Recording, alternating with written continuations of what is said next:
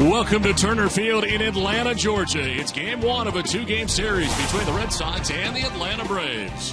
Welcome inside the broadcast booth, everybody. I'm Don Orsillo along with Steve Lyons. Welcome to Red Sox baseball. Well, for the Red Sox, it has been miserable. They have dropped their last 10 games in a row as they get swept by the Tampa Bay Rays. Now they take on the Braves, and right now this has been a very difficult stretch. Yeah, and I think if you talk to a lot of people right now, they'll say, the Red Sox season is over. There's no chance they can repeat or even get into the playoffs. That's just simply not true. You look how bad it's gone over the last 10 games or so, but you have to look at a long-term plan to get back into this race. And you do that by taking short spurts of the season, 10 games at a time. If you can pick up one game on the team that's in front of you within the division every 10 days, by 100 games from now, you're right back there in first place. But you can't look at it and say, oh my gosh, this thing's over. We've already buried ourselves, because that's not true. No, the Red Sox take on a Braves team that has been outstanding pitching-wise. They lead the majors in ERA coming into this series. So it's going to be tough for the Red Sox. Clay Buchholz will be on the hill today for Boston.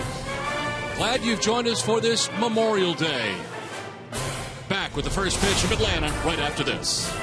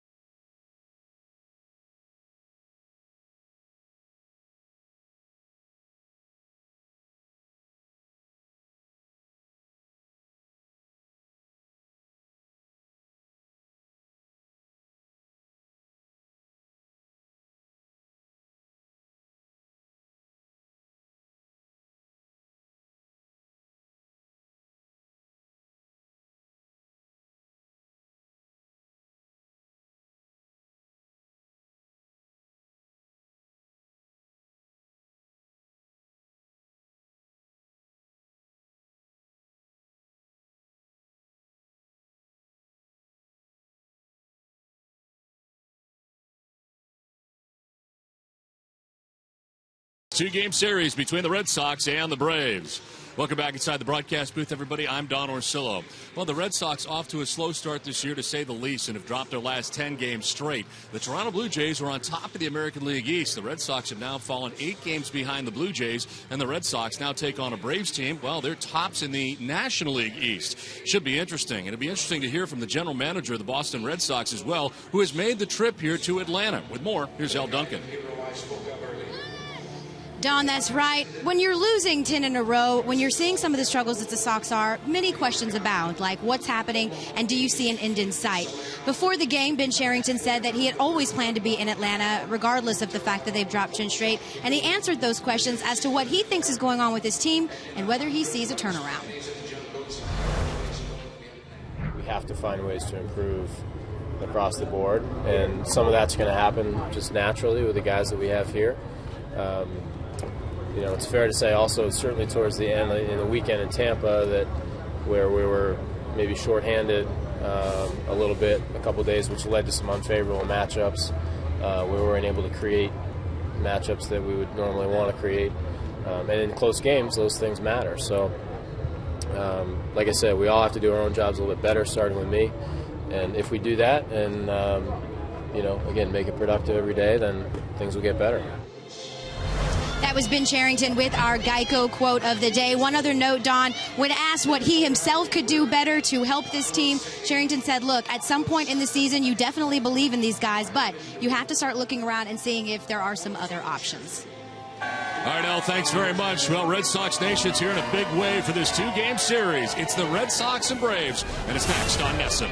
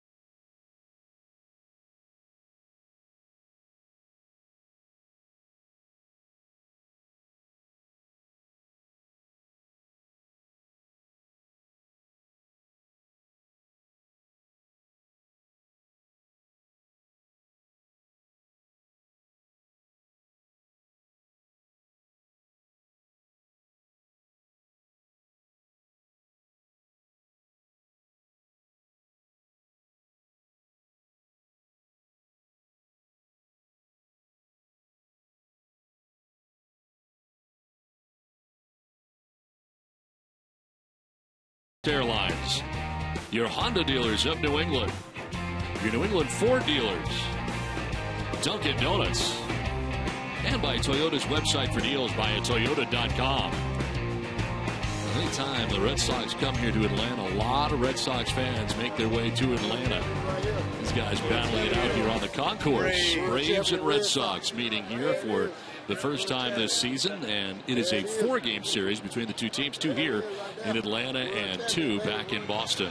Big crowd expected here today on this Memorial Day, and it's a beautiful day at Turner Field in Atlanta. 83 degrees to get it started. Wind in from center field at 5 miles per hour. There is a chance of rain in the area. Quite a bit of humidity here as well as we get it started this afternoon. Red Sox arriving here last night. Clay Buchholz and the Red Sox are going to turn some things around, and with the 10-game losing streak, the Red Sox have now dropped to 8 games back, and the Blue Jays, who are top the American League East at 29-22 to start the day. Yankees 2 games back, while the Braves on the other side are first in the National League East. They have 28 wins and come in at 28-21, a 3-game lead over the Marlins, 3.5 better than the Nationals, and the Braves pitching has been outstanding. So kind of a tough matchup today. John Farrell weathering the storm right now, and the Red Sox trying to figure out a way to win. And really the problems right now are not only the amount of losses that are mounting, Steve Lyons, but also the amount of injuries that all of a sudden are now mounting. Yeah, I think that's the key situation when you talk about a Red Sox team that has struggled lately, certainly 10 in a row here. You're not playing with the guys that you'd like to have on the field on an everyday basis, and if you're not running your horses out there, it's going to be tough to compete with other teams that are getting healthy, teams like Tampa Bay. And the fact that you come in here to Atlanta and they have the best pitching staff in baseball, these guys are running on all cylinders. The Red Sox need to find a way to overcome, maybe overachieve for a little while. Now today it'll be Clay Buchholz matched up against Ervin Santana, a guy the Red Sox are pretty familiar with all of his time in the American League, as the Braves take the field. As they do, let's check out the Red Sox starting 9. Brock Holt is at third base again and leading off again with Xander Bogaerts at shortstop batting second. Dustin Pedroia at second base. David Ortiz in the cleanup spot with A.J. Przinsky doing the catching, and A.J. bats fifth today, moving up the order. Johnny Gomes in right field bats sixth. Brady Sizemore in left field. Jackie Bradley Jr. in center bats eighth, and Clay Buchholz doing the pitching will hit here. Of course, the Red Sox at a National League park. And on the mound for the Atlanta Braves, with all the injuries they had, 2 guys at the top of their rotation who ended up getting Tommy John surgery, had to go out and get some people. Ervin Santana is one of those guys, and he's been pretty good. Last 2 starts a little shaky, but other than that, pretty good. 4-2 overall. 9th start of the year, 3.42 earned run average, 48 strikeouts to 14 walks, and opponents hitting at 260 against Santana. Let's talk defensively for the Atlanta Braves. A team historically that generally will catch the ball out there. Johnson, Simmons, Pena, and of course Freddie Freeman over there first base. He can pick it. In your outfield, it's easy. It's the same name twice. Both of the Upton brothers out there along with Jason Hayward. And take a look at your battery today. Santana, who's had an outstanding season, except for over his last couple starts, a little bit blurry. And then Gerald Laird behind the dish.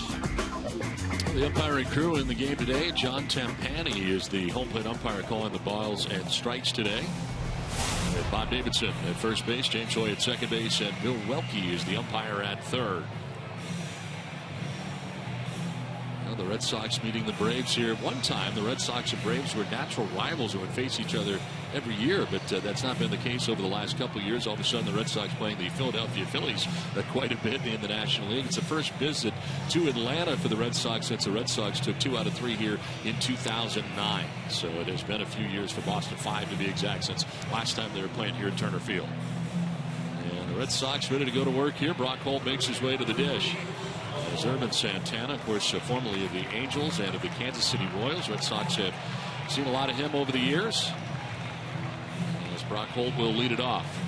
Both teams sporting their Memorial Day tribute hats, and the Red Sox some Memorial Day uniforms today as well. Quite a bit different than their everyday grays on the road. Might have an injury here right out of the gate. Freddie Freeman is kind of buckled over here, and the Braves trainer out checking on him. Not sure what he did. Well, you hope he didn't just trip over the foul line there. I mean, injuries are never a fun thing to go through, but certainly not even before the game starts. Right out of the gate here. having a little trouble shaking it off, too, I think. And Freddie Gonzalez out there with him, but he's going to stay in the game, but he is feeling it still.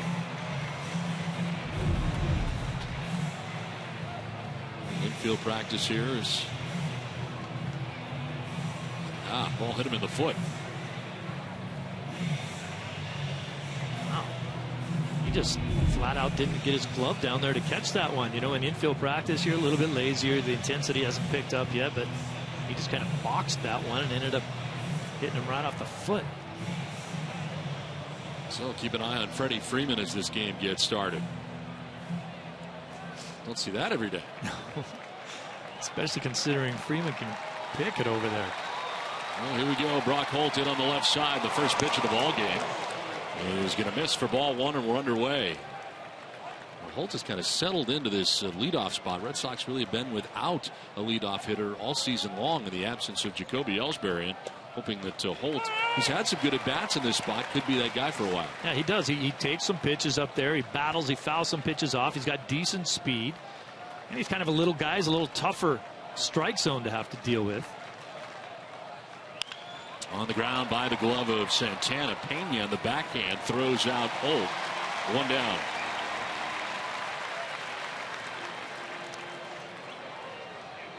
As I mentioned off the top, this Braves team all about pitching, and they have been terrific so far this season. They come in as a team with a 2.78 earned run average. Their hitting is low in the league as far as batting average goes, and they're pretty good defensively, so good pitching and good defense. Yep, there you go. National League Baseball, you don't have to score a lot of runs in order to win. Evan Santana ready to deal here with Xander Bogaerts. West Coast fans will remember Santana and the job that he had done, obviously, for the Los Angeles Angels. It seemed like every other year he'd be injured, and then the year he wasn't injured, rattle off some pretty good numbers. In 2006, he was 16-8. 08, 16-7. 2010, 17-10. Those are pretty good numbers. And then it seemed like the next year he'd be hurt, spend some time on the DL. He racked up 105 victories in the American League. Total of 9 seasons in the AL. He was one of those guys looking for a big multi-year deal. It didn't come his way. Signed a 1-year deal here. 1-2 pitch fouled back and just below us. Well, baseball is back in season, so gather 20 or more of your friends, family, and coworkers for a group outing at Fenway. And secure exclusive access to seats. Call 877-RED-SOX-9 or visit redsox.com/groups for more information. Bogaerts goes around and strikes out. Couldn't help himself, and Santana's got his first K of the day. We talked about this in yesterday's ball game a little bit, that many of the teams will go hard away. That's a hard slider down and away from Bogaerts late in the count. He has a tough time not chasing that. Santana will throw more sliders than anybody in baseball. Picked up a changeup in the offseason while he was waiting to sign with someone, and that has been an effective pitch for him. But he is a slider guy. 2 down here in the first inning for Dustin Pedroia. Still clean shaven. Didn't come back in a day yet anyway. We'll give him 2 or 3. Yeah, at least. It's still, I'm having trouble getting my arms around this situation here, though. I'm just not used to seeing him that way. He walked in today, said hello, and almost didn't recognize him. Yeah, he was 1 for 5 yesterday, 1 for 11 in the series against Tampa Bay. One of our Chevy key player, 127 interleague games for Dustin. 333 with 13 homers and 65 runs batted in. Obviously, the power numbers for Dustin have not been there so far, just the 2 home runs. Obviously, that wrist injury earlier in the season has still kind of hampered his power numbers, I think. And here's a guy that took a cortisone shot and played the next day. And that's just not the way you do that kind of stuff. You can't keep him out of the lineup. He's still a doubles machine, though. And last year, a guy who's down home run wise because of the finger that he injured on opening day at Yankee Stadium. Played with it all year, the thumb injury, and down to 9 home runs. You know he's got more power than that.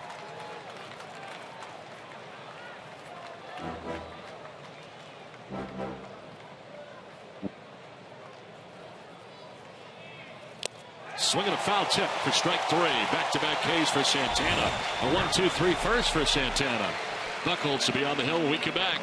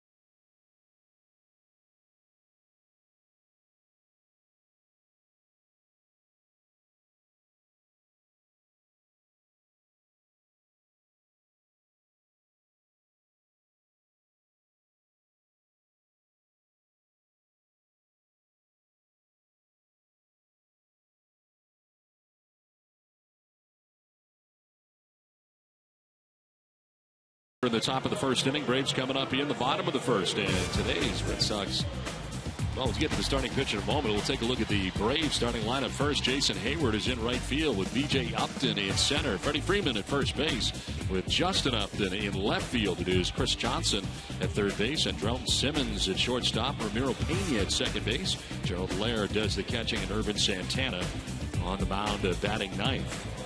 Now we'll take a look at the Red Sox starting pitcher today. It's brought to you by your New England Audi dealers. Experience the all-new 2015 Audi A3 today. For Clay Buchholz, his 10th start of the year, 2-4 with a 6.32 earned run average, 35 strikeouts to 16 walks, and opponent sitting at 341 against Buchholz. Jason Hayward leading off and taking a pitch outside. That's your prototypical leadoff hitter, 6'5", 250 pounds. But he can run 8 stolen bases on this season. Just had an 11-game hitting streak, snapped on Saturday.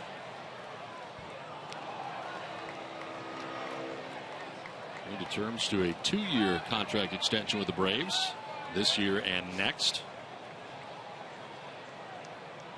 This one he broke in 2010, finished second the National League Rookie of the Year voting to Buster Posey of the Giants that year. Kind of exploded onto the scene. Second youngest player ever elected to the All-Star team that season. The year before that, 09, he was the Minor League Player of the Year. Pretty good progression. And had an off season the next year. This guy is from a tremendously athletic family. His father played basketball at Dartmouth. His uncle was Kenny Washington, played on the first 2 championship teams for John Wooden at UCLA. Ahead in the count, 3-1.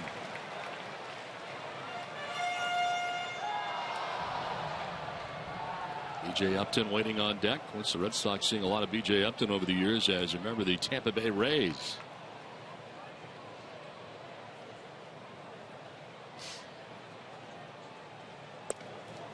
There's a strike, full count. An important outing today, it seems, for Clay Buchholz, a guy who is 2-4, a 6.32 earned run average coming in. It has been a struggle trying to get back on track. Well, I think he's dealing with being a guy who has lost quite a bit of velocity. He's not a guy that can just rear back and throw it by you anymore. He's got a pitch. Walks the leadoff batter here in the bottom of the first inning. All right, here's the defense for you, presented by Southwest Airlines. Get used to seeing these guys run out there.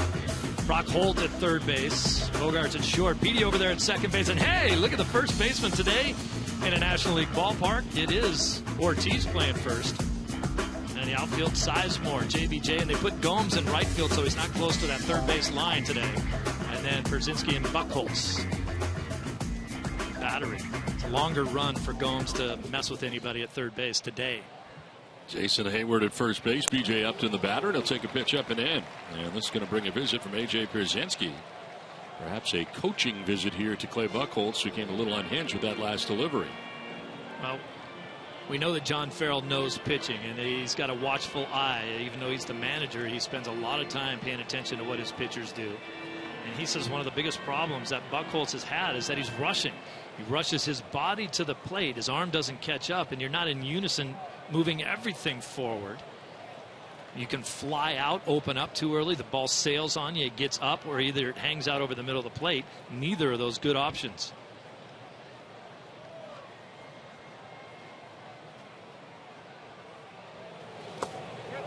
Half-hearted swing there by Upton. Changed his mind in the middle.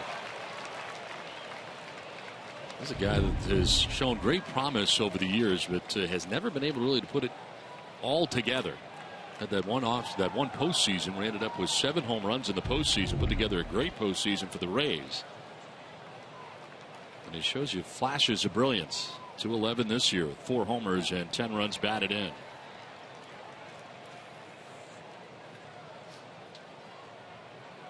He's coming off of a period where all he did was strike out, and that was his big problem last season either. He's got this big hitch in his swing, and he can't get that front foot down in time to swing. He's late on every fastball. Greg Walker's one of the best hitting coaches in the game. He's worked with him for 2 years now trying to get that squared away. They even brought Chipper Jones in to work with him, and they're starting to see some signs of him coming out of it. To center field, well, Bradley Jr. back at the wall will make the catch.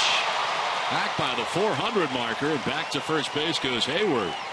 Well, Jackie Bradley Jr. can go straight back as good as anybody. He gets back there in a hurry.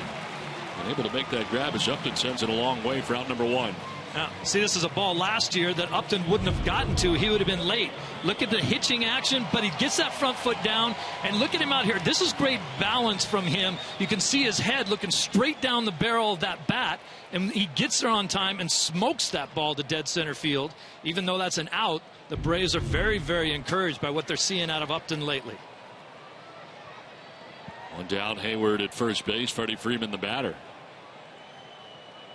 Injured himself in infield practice right before the game, but is okay apparently as he stays in and takes ball 1. Freeman hitting at .310 against right-handers overall, .306.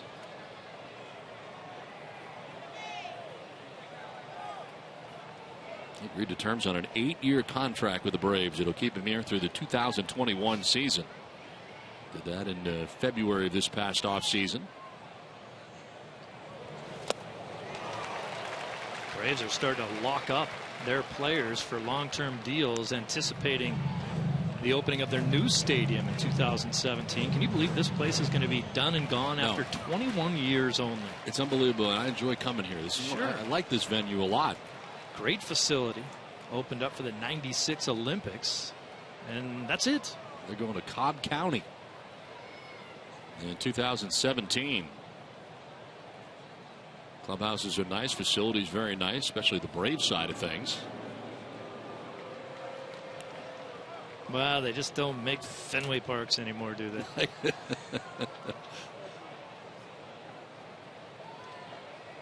It's amazing when you think the 3rd oldest stadium in baseball after Fenway and then Wrigley is Dodger Stadium.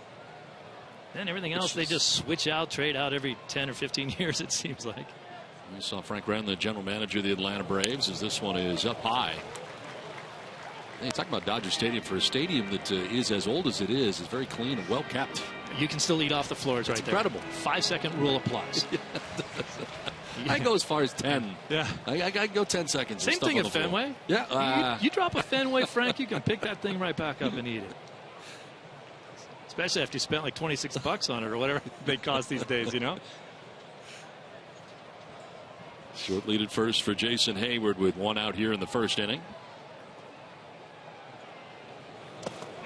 In the dirt as Brzezinski wants to check. He didn't go. This is Bill Welke, third base umpire.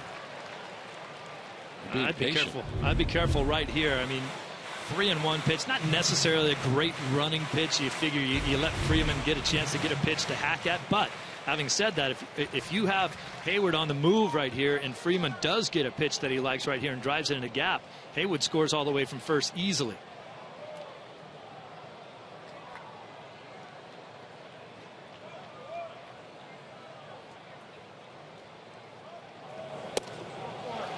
Ball 4, 2 walks in the first inning for Buchholz. This is a patient group right now, the Braves, and they have runners at first and second with one out.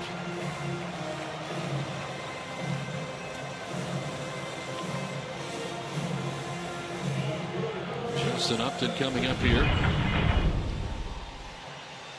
Home run yesterday against the Colorado Rockies, part of a victory for the Atlanta Braves.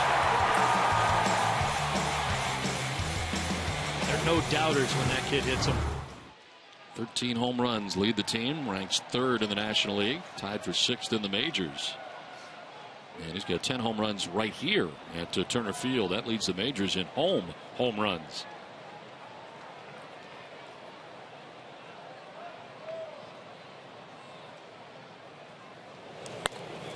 I think it's easy for fans to get confused between the two Uptons, BJ and Justin.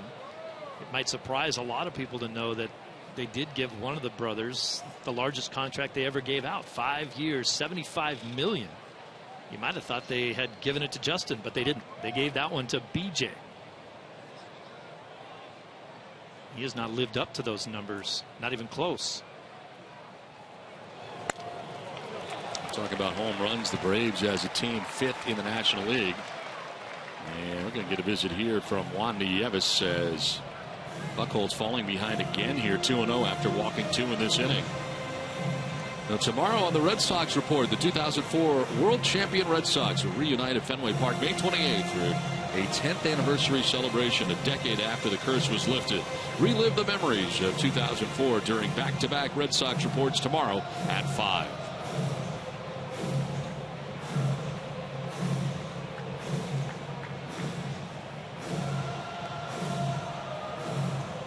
Nieves out there to talk to Buchholz here. One out, runners at first and second, and behind Justin Upton, 2-0.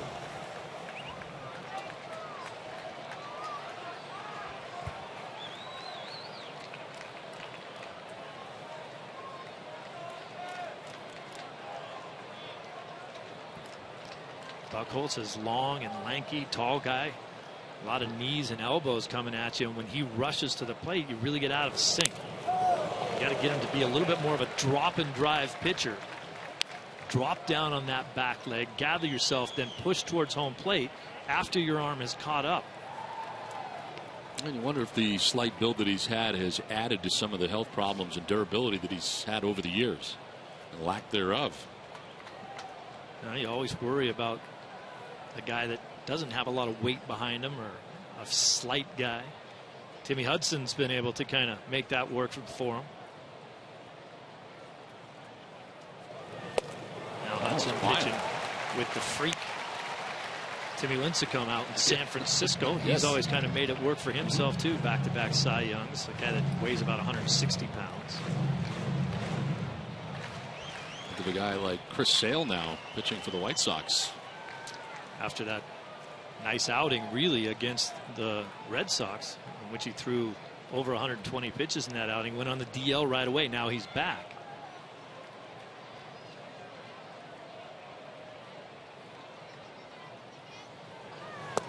Strike 3. Buchholz needed that. Freezes Justin up. He battled back nicely. Get down 2-0. Comes back to strike him out looking. That's picture perfect location for Buchholz. This is what he has to do. He's always been a guy that's been able to hit the corners, but lately he hasn't been. Watch this location. Boom. Outside corner, down on the knees. Nasty pitch. You don't want to have to swing at that if you're a hitter. And you're a little bit upset walking back to the dugout knowing that it's strike 3, but hey, that's where you have to pitch if you want to be successful.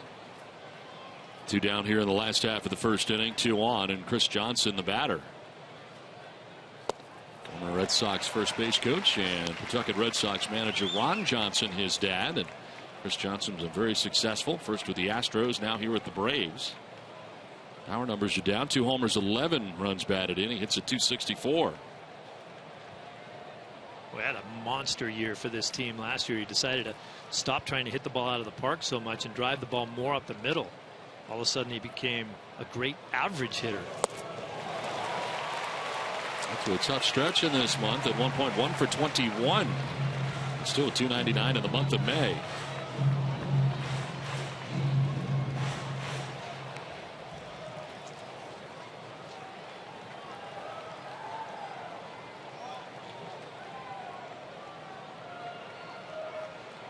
Last year, Johnson's numbers .321 with 12 home runs and 68 RBIs. That .321 was out of character, but just a different philosophy, a different approach at the plate. To right field, looks like Buchholz going to get out of this jam as in comes Gomes and puts it away. Buchholz works his way around 2 walks. We're scoreless after 1. We'll talk about the East when we come back.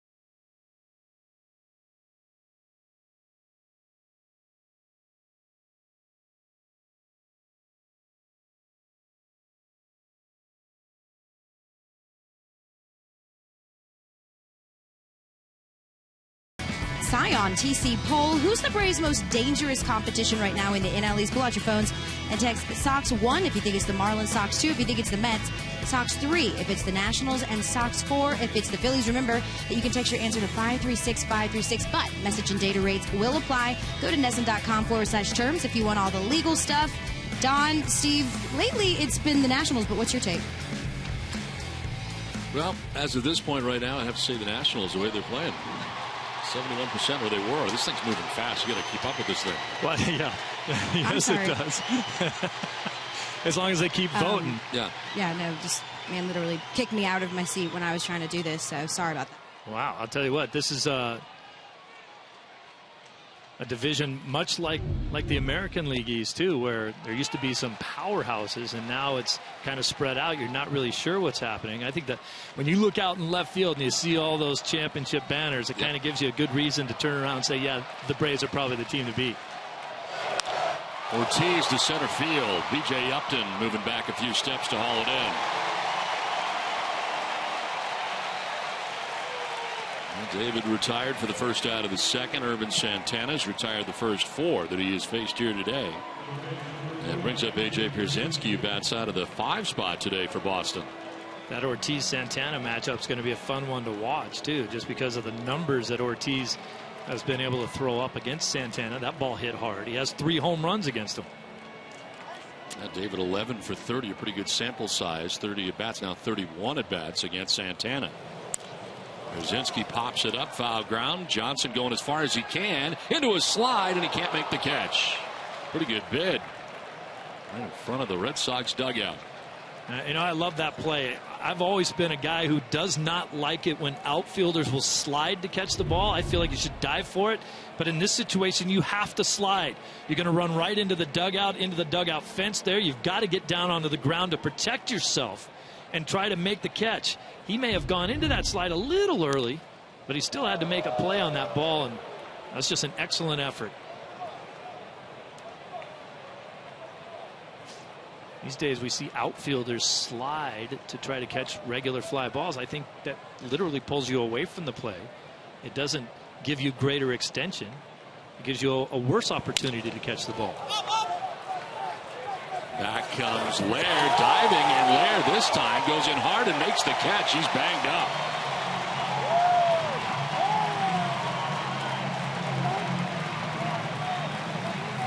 Another great example right there of a play where if you have to try to get on the ground a little quicker. Laird, excellent hustle there, tries to get down quick but doesn't quite get into the slide before he hits the wall. You can see how you can get injured if you don't. Ouch. I don't care if there's padding. There's a big brick of concrete right behind that 4-inch pad on the wall. Let's send it down to L. You know, what's interesting, Don and Steve, is before the game, Brian Butterfield, the third base coach, and David Ross actually kind of did a walkthrough of the park. They said they like to do that, especially when it's a park that not the entire team is familiar with. They said it's mostly generic. It's pretty cut and dry, except the one area is that there's not as much space between the plate and, of course, the backstop. And as you just saw right there, you run out of room and you end up getting hurt. They said that's the one thing about Turner Field that they noticed. Not as much room back there to make any catches. Yeah, there's very little room between the home plate and where the screen starts. It's not Oakland. No. There's a group of players that love that, and there's a certain group that don't. Most are pitchers. Pitchers hate it. Hitters love the fact that there's no foul ground here, and everything ends up in the seats. Pierzynski ended up fouling out anyway, but he hit a couple balls that potentially could have been caught as a foul ball. And Johnny Gomes, who had a big home run yesterday, at least it was big for a while. A pinch hit home run, a 2-run shot that tied the game, and of course involved with the tussle yesterday with the Tampa Bay Rays, his former team, and Yunel Escobar actually made contact with Escobar, as it turned out. Was ejected from yesterday's game. So was Escobar. So was Sean Rodriguez. To left, and Upton will get there. Hangs up long enough. Well, Irvin Santana has retired the first 6 Red Sox he's faced. Inning and a half done. We're scoreless.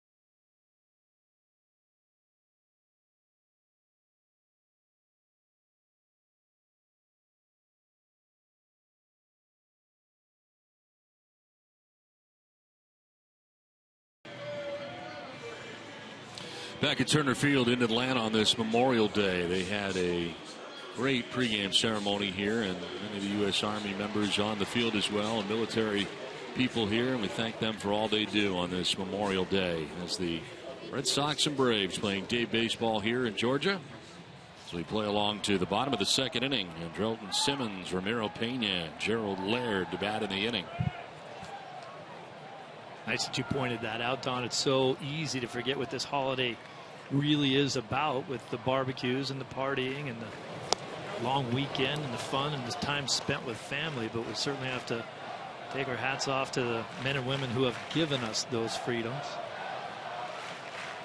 A tribute here before the game. 1-0 pitch from Buchholz. Red Sox Nation being heard from, and Braves fans trying to drown them out. Always amazed by the number of Red Sox fans that make their way here to Atlanta. Or anywhere that the Red Sox go. I mean, it was travel always, very well. Yes, they do. Maybe the best in baseball now. It clearly used to be the Yankees. I don't think that's so clear anymore, especially spending as much time on the West Coast as I have over the last 15 years. The Red Sox, wow. Anywhere you go, there are Red Sox hats. Of course, fans everywhere. Red Sox fans had the chance to go to Dodger Stadium last year. The Red Sox playing the Dodgers out there on the West Coast. Buchholz falling behind 3-0, and there's strike one. He did walk two in the first, but worked his way around it. Getting two big outs, getting Justin Upton a strikeout looking, then he got Chris Johnson to fly out. And while it was a taxing inning for Buchholz, the Braves were unable to score any runs. Strike call. Simmons gets the bad news. He thought it was ball four. It's close, borderline. Simmons and Upton both upset about a couple called strikes that they've seen. Take a look at that pitch. Might have been up and in. Thing is, generally, if a pitcher is struggling and he's not pinpoint with his control, you won't get the borderline calls, and I think that's what Simmons is upset about. On the ground, right side. Pedroia to his left. One down here in the second inning.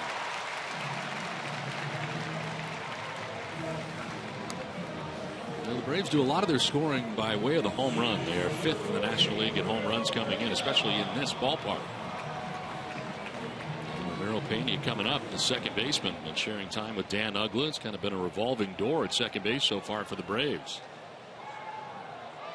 It's really kind of crazy, the situation that Freddie Gonzalez has. He says, I don't have a true platoon situation at second base, even though Pena's a switch hitter, and he's in there today hitting left-handed. He hits better right-handed. Fly ball out to left center field. Sizemore cutting over. Yeah, what happened to Dan Uggla? I mean, that's a guy who was an all-star, a guy who's a very good player. He's made just 3 starts at second base over the last 17 games.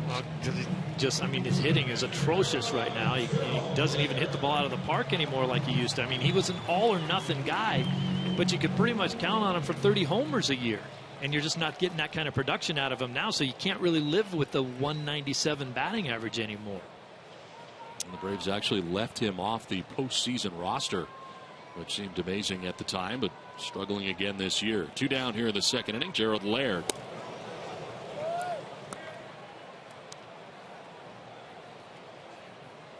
Uggla this year hitting $177 with the 2 home runs and 10 RBIs. How many times do you run down a stat sheet and see 3 guys with their last name starting with a U on one team? Pretty unusual. Unusual. Very nicely done. And I did not do that on purpose. I'm not no that way, smart. you're not. I could see the look in your eye when you. I was excited when I said it, though. Yes, you were. You made a nice little pun. Laird known defensively more than his offense as he fouls this off to the right out of play.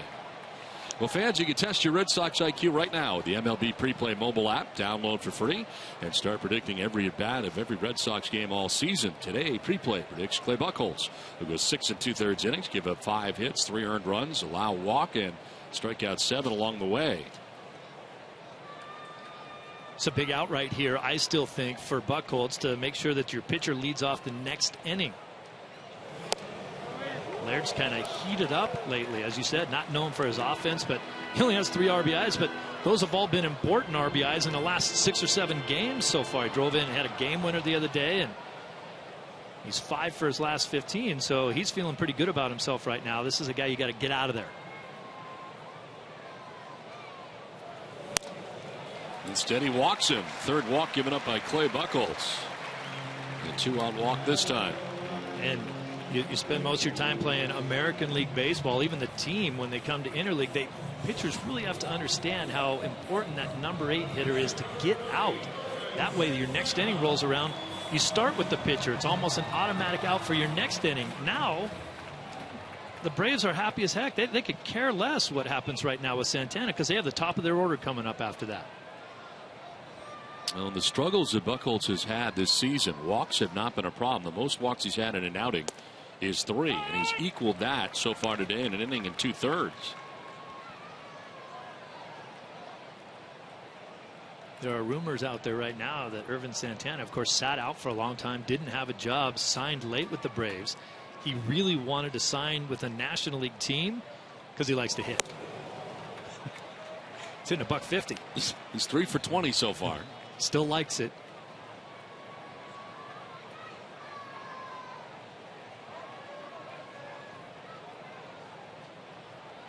Well, the Braves really jumped on Santana after they found out that Medlin was being injured, and same thing with Brandon Beachy. Hey, top 2 in spring training.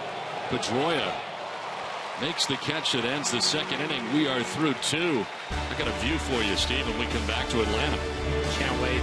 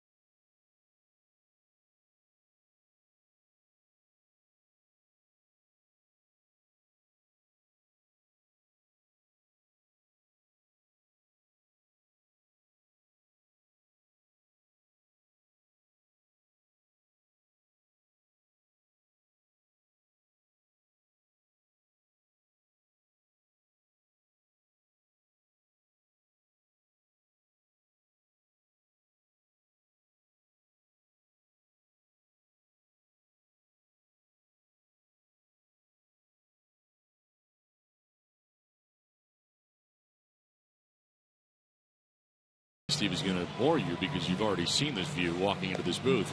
So you may not even want to bother with it, but this is the view as you come off the elevator here at Turner Field. You make your way down the hall, you go by the Braves radio, come around here. That is actually the Braves radio there on the left. And here we are, Red Sox TV right here. And you come into what I think is one of the top 5 booths in the league, I think.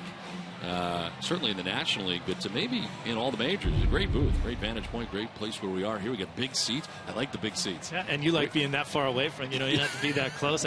Really good view to home plate here. It's not like going to Washington or Pittsburgh where you're like a driver away from home plate. You need your binoculars just to see this. It's a great venue. You wonder why they're going to leave and go away. It's going to be very disappointing. Going to miss this booth a lot. And always good crowds when we come to Atlanta for sure. Another good crowd today on this Memorial Day. Good people down here. Bottom third of the Red Sox order coming up. Grady Sizemore, Jackie Bradley Jr., Clay Buchholz to bat. It's been a good start so far for Santana, who's retired the first 6 that he's faced in the game.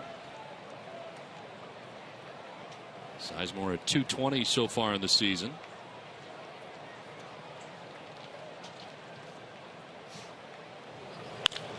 To center field. DJ Upton gets turned around, but back can't catch it. Misplayed ball, and Sizemore's thinking 3.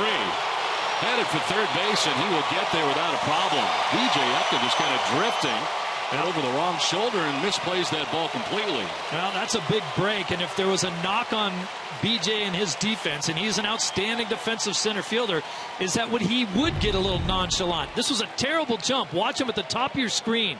He freezes for a second, then doesn't go back on the ball. I don't have a big deal with him turning the wrong way. A lot of outfielders do that as long as they know where the ball is, but he was lost before he got to that turnaround, and that's a ball that should have been caught. Huge break for the Red Sox. We got a guy on third base with nobody out. Santana had retired the first 6. Now Sizemore at third base.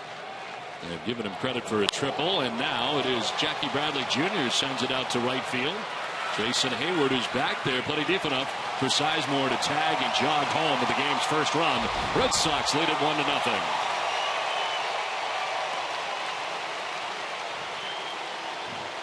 Maybe that'll kickstart JBJ a little bit too. All you're asking him to do is hit the ball hard to the right side. If you get it elevated, you get a sacrifice fly out of it. 2 hitters, and the Red Sox have a run already. I know Jackie's been struggling at the plate, hitting way down deep in the order, but things like that where you drive in a run, you get a few high fives, starts you off going. Buchholz hitting here in the National League ballpark.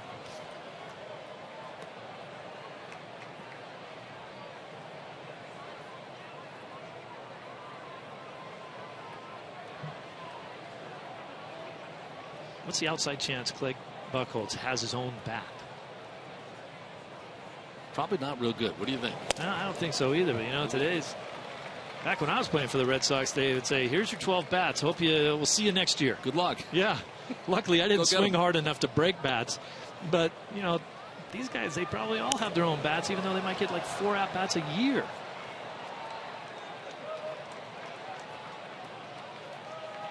Buchholz 1 for 3 in his career. Hall of Fame numbers. Let's send it down to Al. Don, I tried to get Jake Peavy before the game to tell me who he thought was the best hitting pitcher out of the starting rotation. He said probably himself, just because Buck, Lackey, and then, of course, Lester have all spent their careers in the AL. But as far as prep goes, he says that Buchholz and Lester probably took about 5 or 6 rounds of batting practice. Nothing major. They just want to make sure they don't pull anything when they swing. But he also had an interesting note, Don. He said that he loves playing NL games for that reason. He says it's all about strategy, and he says it's another way as a pitcher to be able to beat you. If you can hit, if you can run the bases, you have an advantage over the other guy. You can help out your own cause, that's for sure. Now Buchholz will. He goes up to get this and sends it out to right center field. How about that? I could do this, says Clay Buchholz, aboard with a base hit. If he never gets another at bat, he'll be the last 400 hitter ever.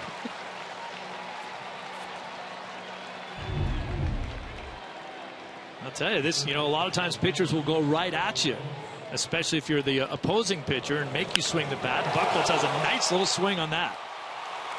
Good for him.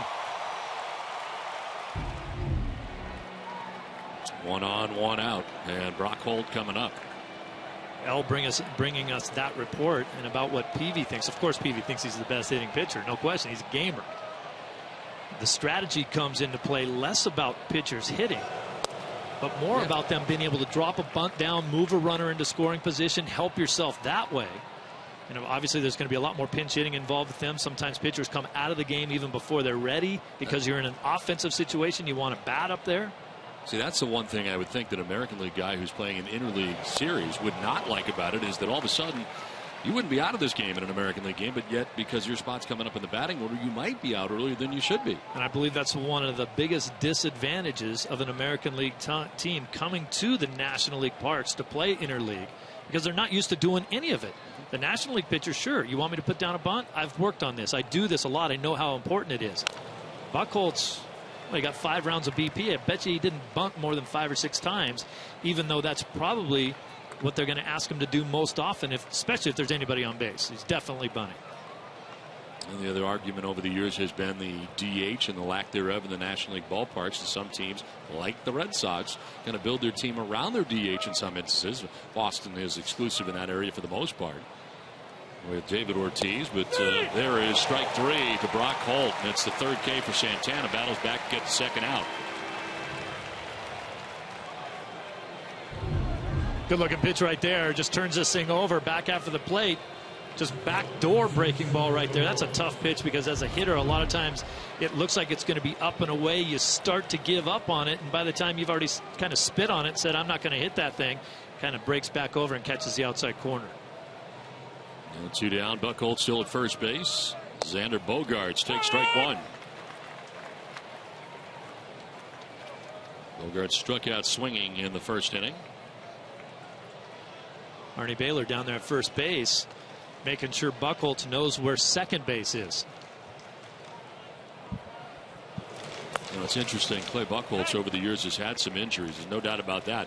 One of the bigger injuries that set him back, he was headed to be an all-star, and then in San Francisco injured himself running the bases. Came up with a hamstring pull around first base. That was the base hit that he got. We saw his 1 for 3 in his career. It was that hit. He ended up on the DL.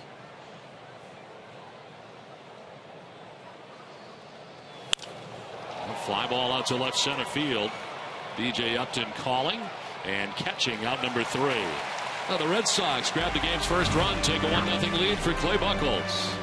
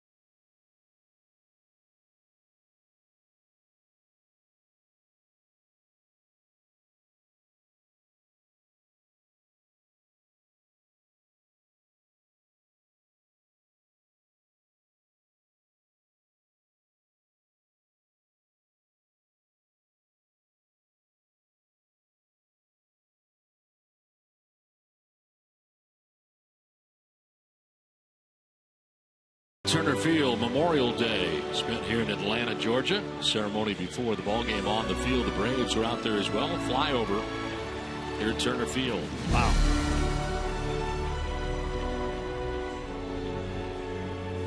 And many who have served here at the ballpark today as guests of the Atlanta Braves. Grady Sizemore scoring, and the Red Sox taking a 1-0 advantage into the bottom of the third inning. This play out there in center field for B.J. Upton proves to be costly for Atlanta. Red Sox will take it. And Clay Buchholz back on the mound here, dealing with the top of the Braves order.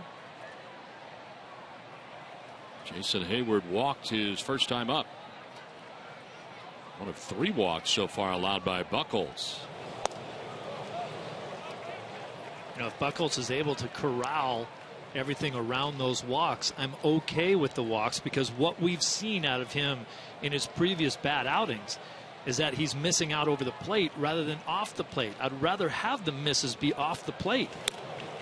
There's one there. I mean, you can't walk the ballpark and expect to win. But he's had trouble staying out of the middle of the plate, and those balls get hit really hard, and you end up way more than having just a guy on first base.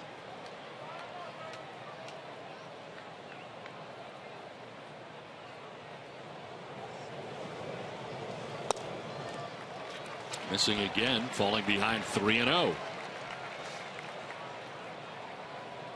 Can't throw a cookie right here because Hayward has no problems swinging 3-0.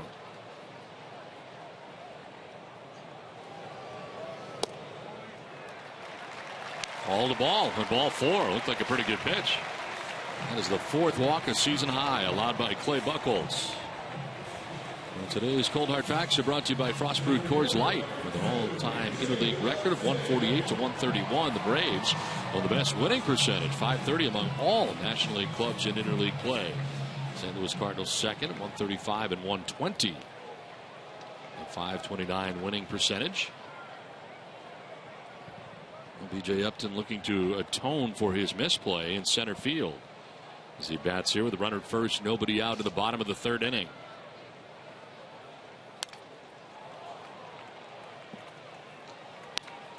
If you're sitting at home and you get a chance, and you'd never teach one of your little leaguers to hit this way. He has such a big waggle in his swing before he takes a hack at it, and what that does is slows everything down. It makes it harder for you to get to a pitch. You're facing guys that throw 95 plus. You got to get there. What Chipper Jones has done, tried to calm that waggle down a little bit and get him moving quicker. Get that front foot up and back down so that you can take your swing a lot faster than he has over the last year and a half. You're talking about the waggle of the hands? Yeah, just too much. It's like a hitch. There's Greg Walker right there. One of my teammates in Chicago, just an outstanding hitting coach. They brought Chipper Jones in to work with him, and it's paid off. On his, here's some astounding numbers. In his last road trip, B.J. Upton struck out 18 times in 26 at-bats. That's a lot. Yeah. And he's down 0-2 here. Since they started doing some extra work with him, came off of that road trip, and in his last 24 at-bats had struck out just once. I mean, that's an astounding difference, really. Last year, he struck out 151 times. This is a guy that they paid big money to come in here, not only parole center field out there, but also hit the ball.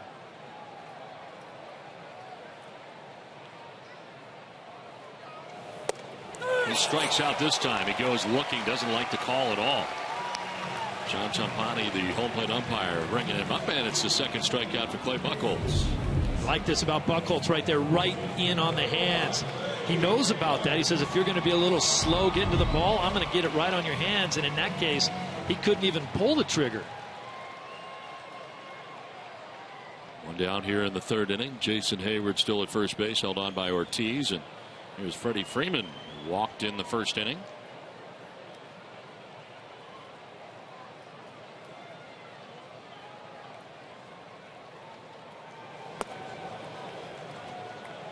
Season high 4 walks allowed by Clay Buchholz, and that's in 2 1/3 innings so far today.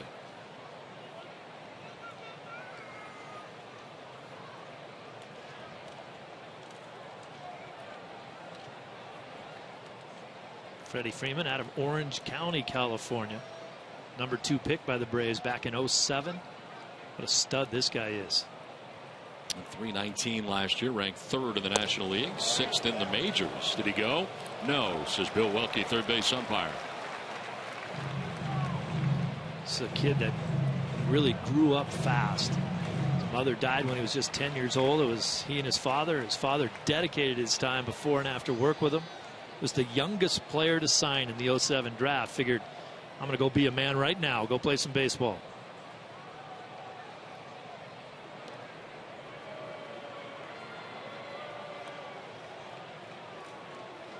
I don't know what it is about Atlanta, but some guys come down to this area and then have major eye problems. He had a lot of dry eye issues early in the year. That's why he was in a big slump.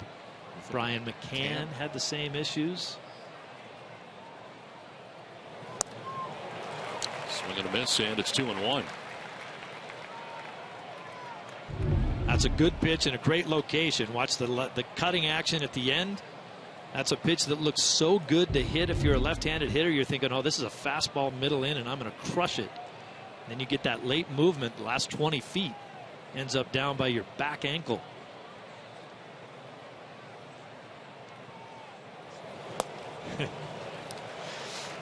Sometimes I sit up here and do games like this, and people say, well, what do you know? Well, I know about that because I swung and missed at that pitch a million times. That I got covered. Yes.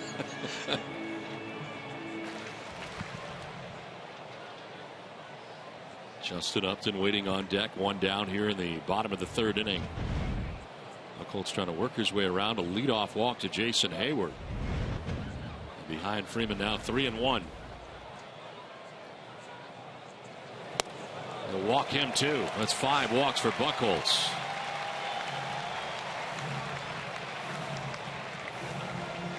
But did you miss the all-new episode of Dining Playbook with Billy Costa and Jenny Johnson? Head into the kitchen with Steve Palaluka, co-owner of the Celtics, and go on the field with A.J. Pierzynski. Dining Playbook tonight following post-game coverage. Walks have been a big problem so far in the early going here for Clay Buchholz. Pierzynski called in Bogarts from shortstop to be part of this meeting. This is what we talked about before. The walks, if they start to stack up on you, they're going to get ugly, and you can't walk the guys at the top half of the order so that you're walking them into the middle of your order. First and second now with just one out, and you have to get through Upton, Johnson, and Simmons.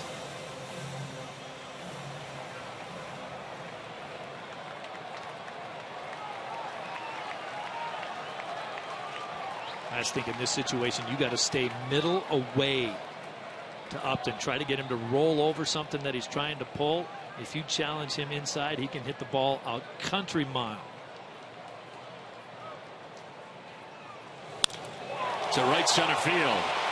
This is headed out of the reach of Jackie Bradley Jr. back to the track of the wall. Jason Hayward coming around him. Behind him is Freddie Freeman. Double score. Braves take a 2-1 lead. Justin Upton on a line sends it up over the head of Jackie Bradley Jr. and the Braves come back with a pair here in the third, and finally the walks are catching up to Clay Buchholz. Kind of what we talked about right there. The reason those runners were right on each other's back was because the first one had to stop. But watch where this pitch is. We talked about middle in. This is where it is. You're talking from here inside. He's going to kill the ball. You got to go from here on that side of the plate if you think you're going to get him out consistently. He just took that kind of inside out at it, even though it was a middle in pitch. But that's the danger zone for him. You're not going to get him out consistently in there. First hit of the game for Atlanta. Now Chris Johnson takes ball one.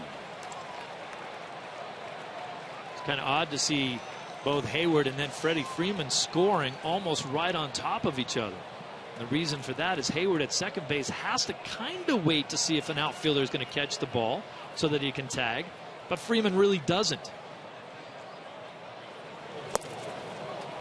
So Freeman takes off from first base. He's almost standing right next to Hayward once Hayward makes that decision. All right, no one's going to get it. Let's get off to the races. Check it out again. Look at Freddie Freeman going all the way to second. Hayward has to wait just to see if it can get caught. Now we know it's all right. Let's go. And they are so close to each other. Wow, he almost passed him. The good thing is, after that, Hayward's way faster than Freeman. So.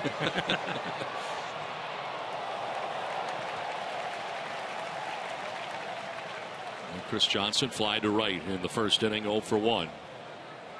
Now down on the count, and Buchholz ahead here. 1-2. And that's where what we talked about before. Some walks are okay. You got to corral everybody around the walks, and you can't walk guys into the middle of the order. On the ground up the middle, Bogarts lays it out, gets up quickly with a throw off the mark, and safe at first base is Johnson. Ortiz comes off the bag to corral that throw from Bogarts, and taking third is Justin Upton. I think there's a good chance they score that a hit anyway. Everyone talks about the range of Bogarts, and I'm on record saying that I don't think he has great range. this was an outstanding play. Laying out, now you have to throw it as quick as you can to get it over there, and he just hooked it a little bit. Ortiz has to come off the bag.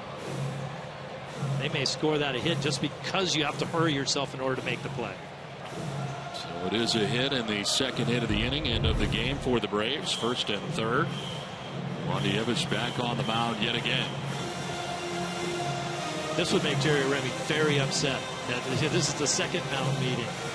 That's right. I know you guys were talking about that yesterday. It does not like pitching coaches being allowed to come out. That's right. It slows the game down. First and third with one out here in the third inning. And Drelton Simmons coming up. Big spot here for Atlanta.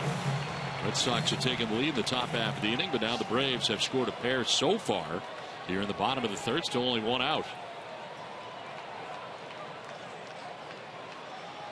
You need a ground ball double play right here is what Buchholz needs.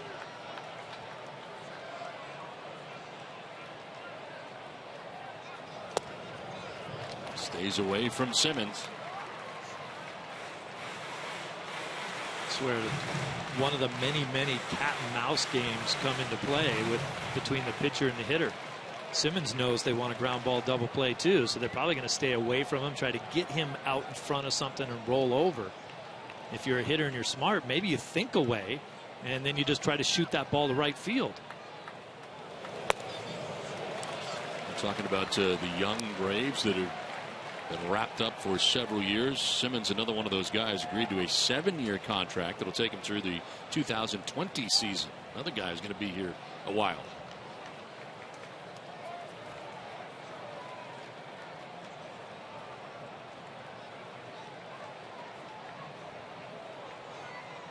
Upton at third, Johnson at first with one out. 3-0. Man.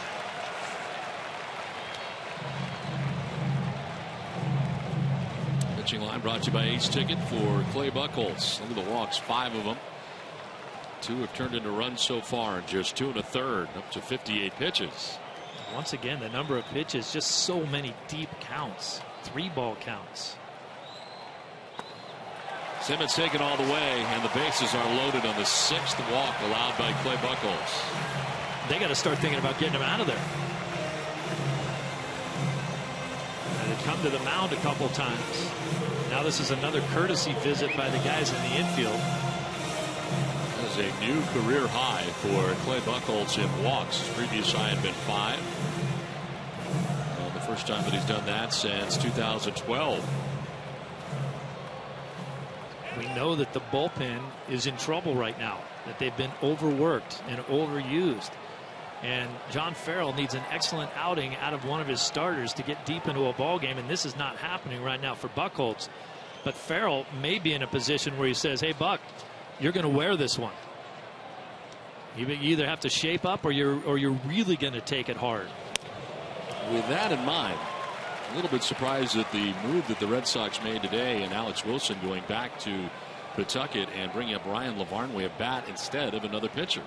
Well, it has a lot to do with them being so left-handed as a lineup that he needed a little more balance and have some right-handers in his lineup somewhere. Let's face it, John Farrell and his staff right now have had a multitude of things to worry about. Had they brought up a pitcher, the questioning may have been said, well, don't you need some offense? You know, no matter what they do right now, there's more problems in other areas as well. You can point to a lot of different things right now. Many things need to change and get better.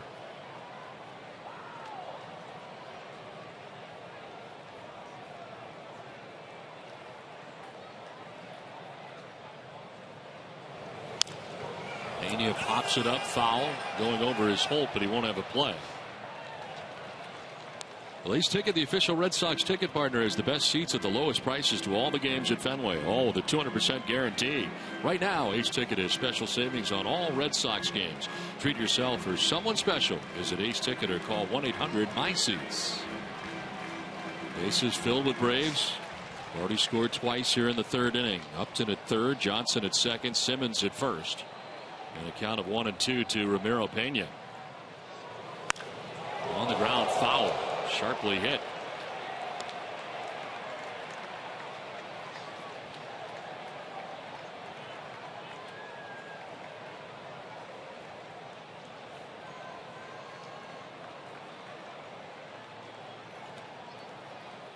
Pena so far this season has been a 140 hitter, left-handed. Must get him to make at least one out, hopefully two.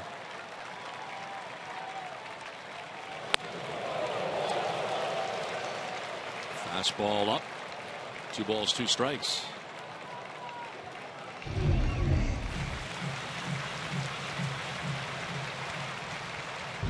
It's kind of a fastball right there, kind of a teaser pitch. The way Buchholz is throwing, though, he doesn't have a lot of luxury in terms of wasting pitches. He's been walking too many guys to waste too many. He's got to continue to go at hitters. Down the right field line, foul. There is some stirring in the Red Sox pen. We can't see into the pens. But it is Chris Capuano, now we can, who is up in the pen for Boston.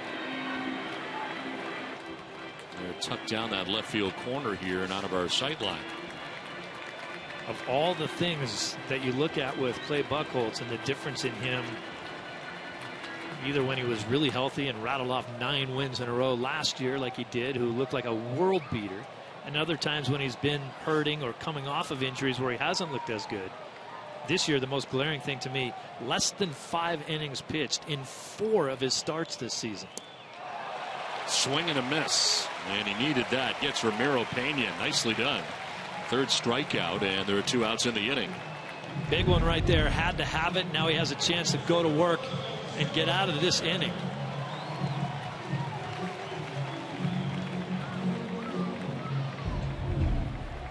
Bases loaded, 2 down, and Gerald Laird, the batter. Yeah, you think about the year that he had put together before the injury last year at 9-0, ends up going 12-1 on the season, even when he comes back. You had to expect a lot more out of him coming into this season, especially at this stage of the season, coming in at 2-4 with a 6.32 earned run average. I said it a little earlier in the game. I think he is making a big adjustment for a pitcher as a guy who used to be able to kind of run it right past you. Good velocity, good movement, throw it by you. Since those injuries, his velocity's down. You can still rush it up there in the low 90s, but not higher 90s. And so you have to adjust as a pitcher. Also thought it was sort of telling that the Red Sox had decided to make him the 5th starter. All that said from last year kind of tells you a little bit about what they were trying to do, make him a little bit more durable, maybe go deeper into the season. That 5th starter generally gets more days off. Yeah, and I think that, you know, they really had to mess around with their starting rotation in this offseason, given the fact that they were the World Series winners. The offseason was shorter. They had less time to prepare. Guys threw less in spring training than they ever have before because they had thrown more the season before because they were pitching a month longer than anyone else. 1-1 to Gerald Laird. Laird, the 8th member of the Braves to bat here in the 3rd inning.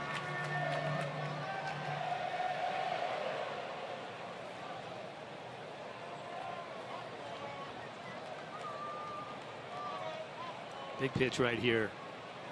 That's something like that slider or cutter. Go down and away from Laird right here. 70th pitch for Buchholz, and it's fouled back. Well, earlier in this game, Gerald Laird, I think his presence felt defensively. A.J. Brzezinski popping out to Laird, made the catch and banged into the wall. Knees first. Saw 2 great efforts in that at bat with Brzezinski. Not only Johnson at third base, who wasn't able to make the catch, and then Laird, virtually the same play up against a wall, was able to make the play. Paid for it too, didn't he? Yes, he did. But still in the game here and a chance to do some damage. Braves already have the lead. Now Laird off of Buchholz. It kicks towards Ortiz. Laird will be safe. A run scores. Atlanta leads it 3-1.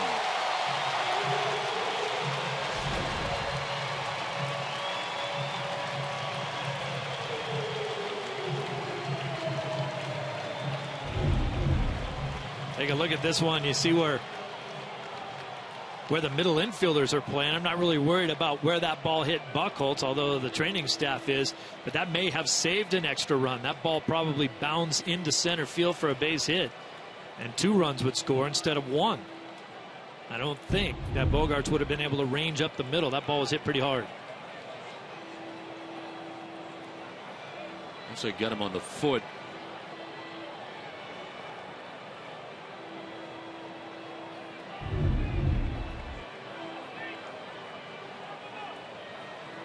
Right back up the middle. Buchholz not in great fielding position after he lets go of the ball with his back turned almost to home plate, unable to field it.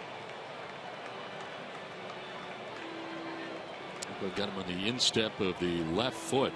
You know who the worst ever at fielding their position? Former Red Sox player who not only started, relieved, it was a closer, threw a no-hitter. Derek Lowe was the worst I ever saw. Oh, his back was to the plate when he let go of the ball. He got hit back up the middle more than any pitcher I've ever seen in my life. Took himself out of the play, yep. Pretty much. Irvin Santana, the pitcher, can help himself out here. The base is loaded, 2 down.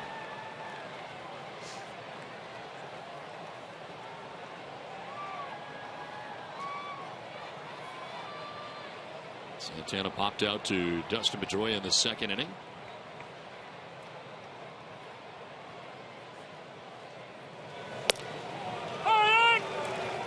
Right down the middle for strike one. You got to think they asked Santana to maybe take a strike and then go ahead and hack if you want. I think he's happier. He likes to swing it.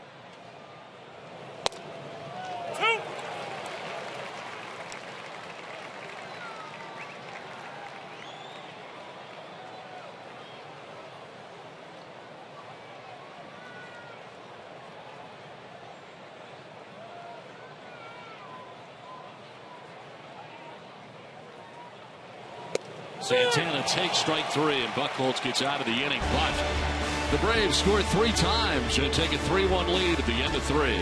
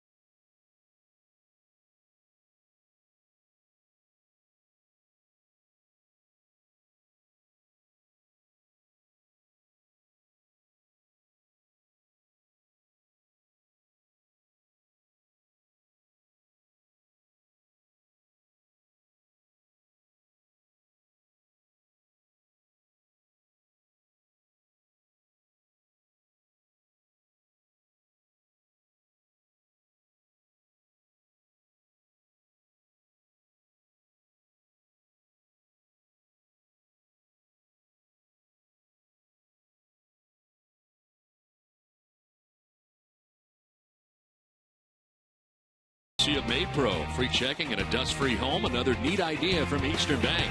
We're here, your first. Details at easternbank.com/clean.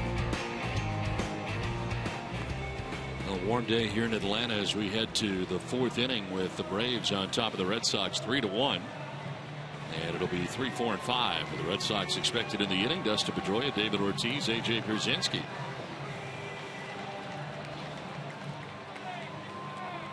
Irvin Santana, 40 pitches through the first 3 innings. Has struck out 3. He's not walked anybody. And if not for a misplayed ball in center field by B.J. Upton, would be looking probably at a 3-0 lead. Pedroia, strikeout victim in the first inning, 0 for 1.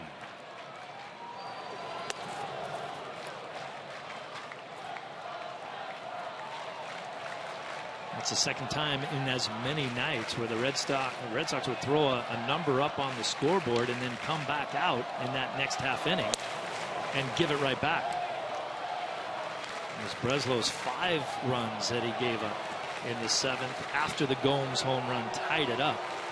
And now after scoring 1 in the 3rd, Buchholz comes back and gives up 3 in the bottom of that inning. When you think of that first game in Tampa Bay where the Red Sox had or rather the second game in Tampa Bay, the Red Sox had the 5-0 lead at the end of an inning and couldn't keep it. Gave it right back to them. Very frustrating if you are a Red Sox hitter to put together the runs and then have nothing to show for it. To short, Simmons for the first out here in the 4th inning. It's really hard to think that it would even be possible for the Red Sox to go 31 innings, and in those 31 innings they had only scored in 1 of them. One down here in the 4th inning. David Ortiz flied out to center field.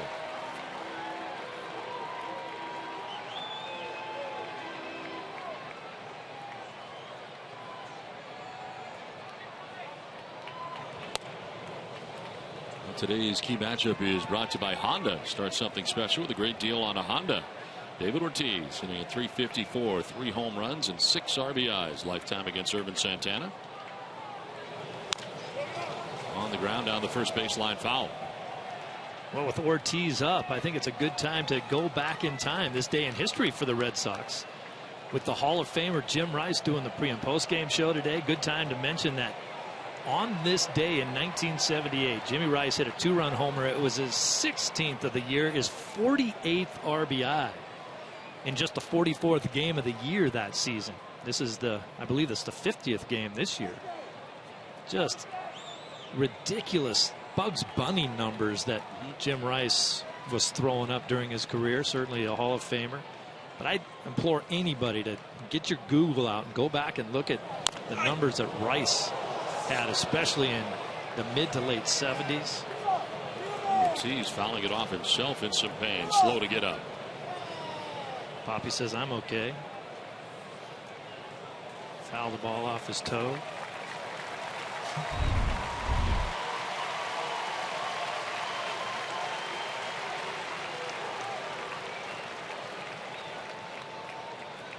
That probably just made him mad.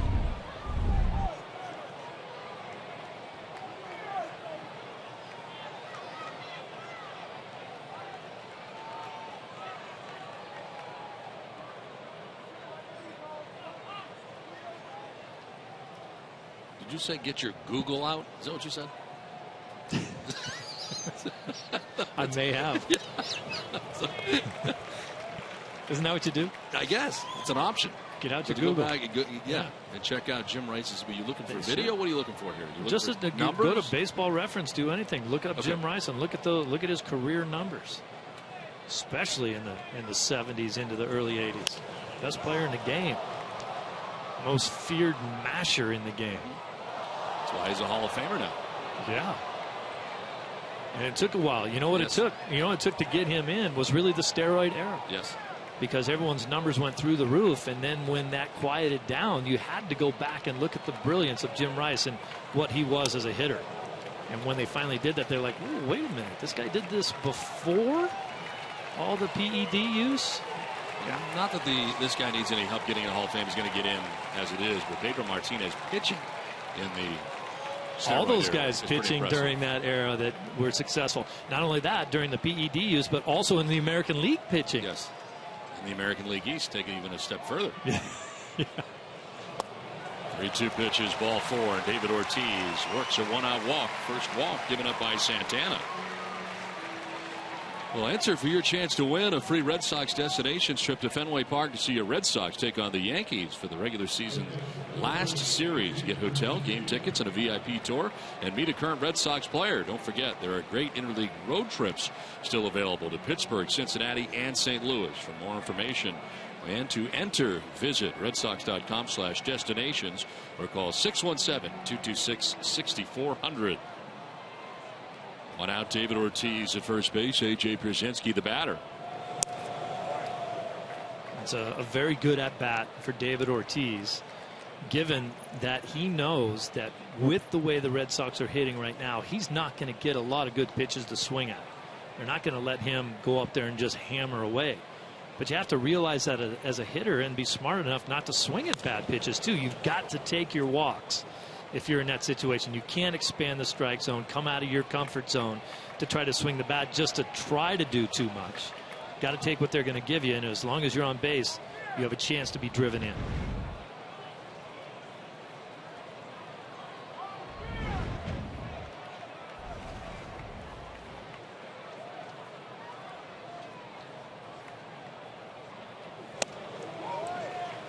Tight for ball 2, 2-1. When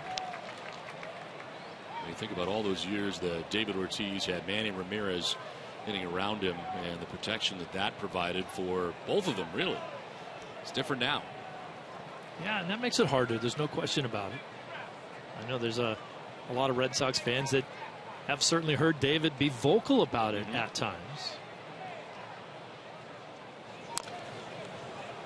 For his I suppose it can be said now. I don't care. For as much as I did not enjoy being around Jeff Kent as a player, as I was, out in Los Angeles and during my national years with Fox covering the Giants when they were a good team, I did like his attitude about hitting a lot. He said, basically, like, I don't need no stinking protection. He said he didn't. I don't.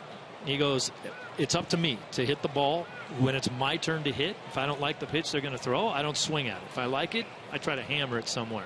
And whether they're going to pitch around me or not has no bearing on who's hitting in front of me or behind me. And I think that's kind of the attitude you have to try to go up there with. Certainly is not. Man, he had bonds around him for a lot of his career. But, I think he kind of put it on himself and said, when they throw me a strike, I'll hit it. When they don't, I'll go down to first base. A.J. Pierzynski here with a count of 2-2 with one out and David Ortiz at first base. Red Sox trying to answer what was a 3-run bottom of the third inning for the Braves. And Pierzynski strikes out. Fooled on the pitch. That's fourth strikeout for Ervin Santana.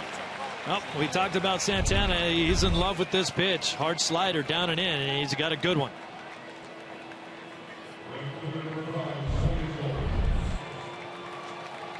Two down here in the fourth with Ortiz still at first and Johnny Gomes the batter.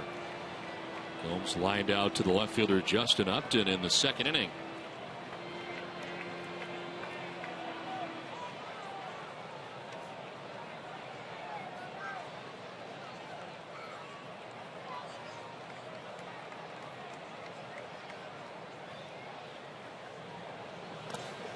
Bounce in for ball 1.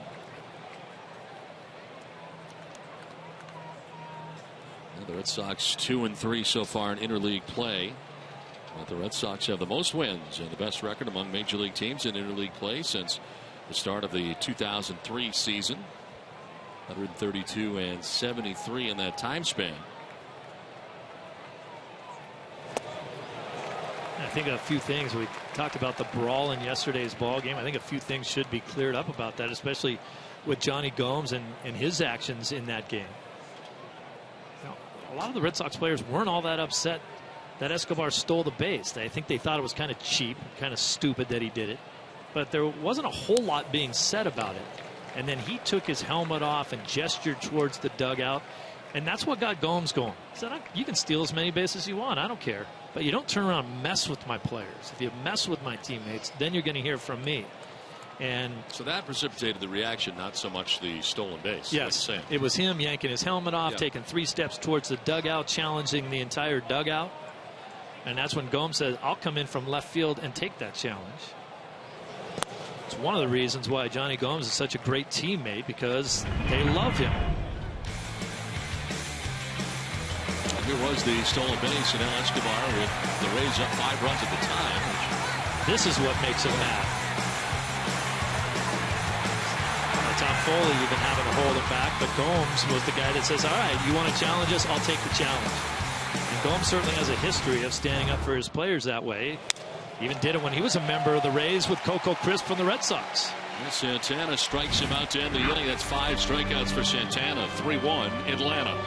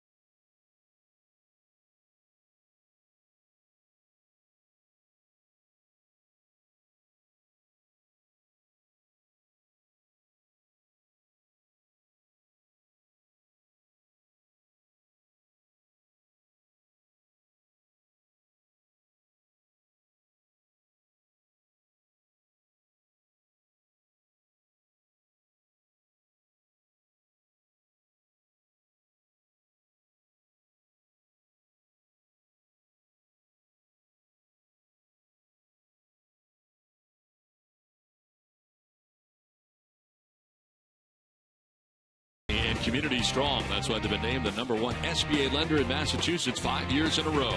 Eastern Bank, here, you're first. That's on to the last half of the 4th inning back at Turner Field in Atlanta with the Braves on top of the Red Sox 3-1. Braves sent 9 men to the plate in the 3rd inning, scored 3 times. They left the bases loaded, and in fact, they have left 6 men on base through the first 3 innings. They've had plenty of base runners. That's because of all the walks for Clay Buchholz, a career high 6 walks allowed by Buchholz. Back on the hill here, he's thrown 76 pitches. Jason Hayward leading it off. And takes ball 2.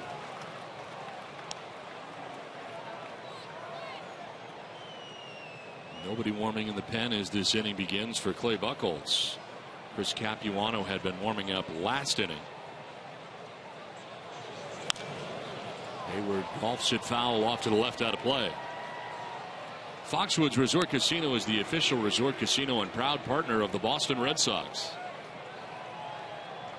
Well, I think I've talked about Buchholz trying to adjust into being more of a pinpoint control pitcher rather than a guy that had great stuff that could blow you away. This is an excellent example of a game where he's going to have to try to do that.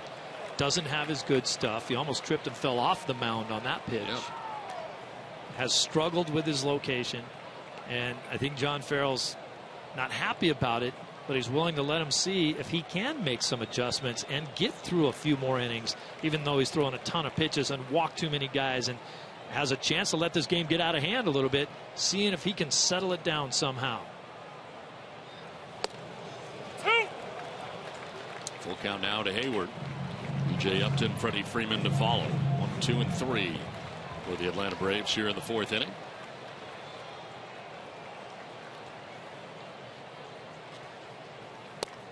Hayward will take the walk. That is 7 walks allowed by Clay Buchholz. Second time, third time. Hayward is walked for Hayward. Very surprising too to me to see that Hayward down at first base, and he's been down there every time he's been up, has not even made an attempted steal. He's got 8 stolen bases on the year. He's been caught a couple times, but perfect time for this Braves team to start taking advantage of Buchholz being fairly slow to home plate.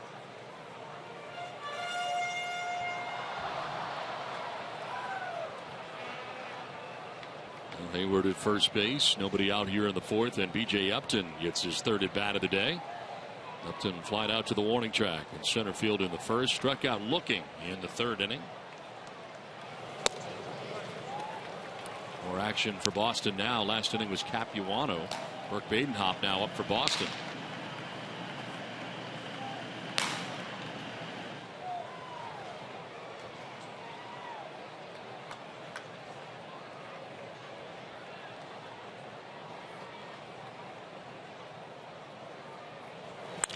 Upton to left center. Jackie Bradley Jr. is not going to get there. To the track on the wall. Hayward coming around. Runs pretty well from first base. He will run all the way home.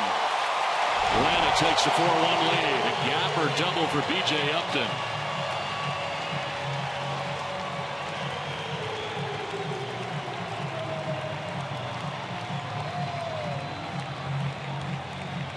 Slowly but surely, maybe B.J. Upton coming out of his doldrums of the last year and a half or so. Pretty good pitch to hit right there. Fastball up in the zone. Getting that front foot down and getting ready. And there you see Hayward coming around the bases. One of the reasons why this is such an easy play for Hayward to score on is that ball's hit into the left center field gap. As a runner going towards second, you see everything. It's not like you have to hesitate. You understand that if JBJ actually makes a tremendous catch somehow, you can go all the way around second base and then still get all the way back to first to tag. But if it drops in, you've got a head of steam and can score easily from first. Well, Hayward coming around to score the fourth run. Freeman coming up with B.J. Upton at second base. I see what you mean about the waggle or the lack thereof. That waggle that used to be there is no longer there. It's just straight to the ball now for B.J. Upton. Yeah, they've calmed it way down. He still likes to use it, but it used to be way more exaggerated. And they say, you're not going to be able to do that and keep getting to the ball.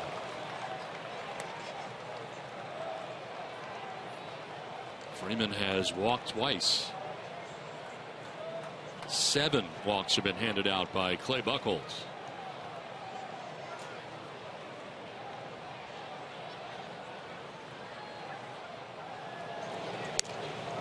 And he's down 2-0.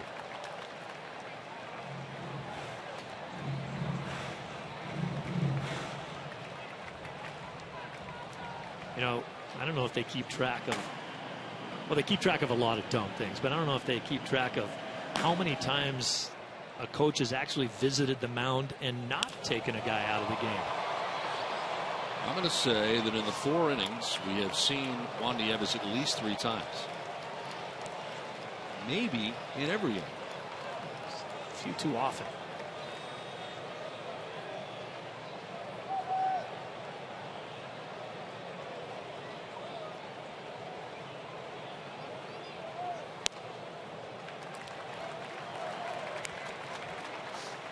Three and 1 to Freddie Freeman here. You're in a stretch right now, too, where the Red Sox play 36 out of 37 days. That's bordering on illegal. I think the old rule used to be that you had to have a day off every 21 days, so you're really within that range there. How about 8 walks? Oh, down to first base goes Freddie Freeman. And now John Farrell has seen enough, so you're going to get another visit, but this will be the hook. So that'll do it for Clay Buchholz on his 8th walk, and he has walked Freeman for the 3rd time. He walked Hayward 3 times. Burke Badenhop will make his way in. The Braves have added a run, lead at 4-1.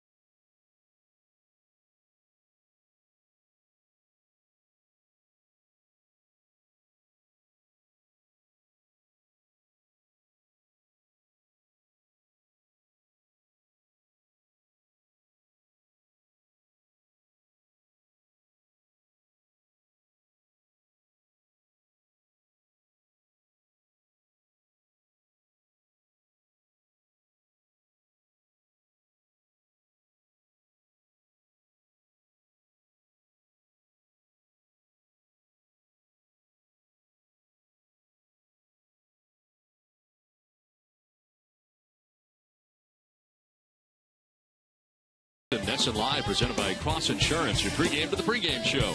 Monday through Friday, join Al Duncan and Sarah Davis for a new interactive show. Look out in June for NESN Live. Clay Buchholz done after 3+ innings. First Red Sox pitcher to give up 8 walks in a game since Dice came on Suzaka back in 2010. This call to the bullpen is brought to you by New England Ford Dealers. But Badenhop comes into the game for Boston. His 24th appearance, 0-2 with a 2.20 earned run average. 15 Ks to 9 walks, and opponents hitting at 280 against Badenhop. Saw him a lot over the weekend, like all the Red Sox relievers. Last pitch on Saturday against Tampa Bay, 2 scoreless innings.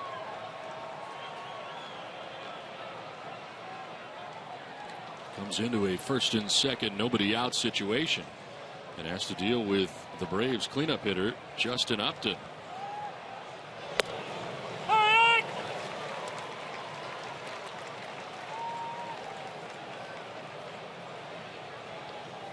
Upton doubled his last time up to drive in 2 runs. His 31st and 32nd RBI of the year.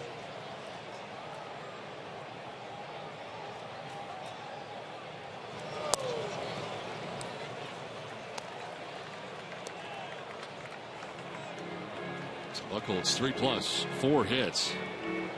So far been charged with 4 runs. He's responsible for the 2 men on. Walked 8 and struck out 4. The 8 part is a career high.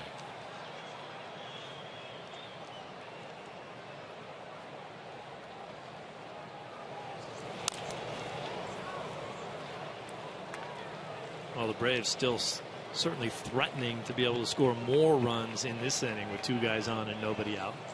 But you almost might be kicking yourself if you're a Braves fan or a member of that ball club, thinking he walked 8 guys and so far we only have 4 runs.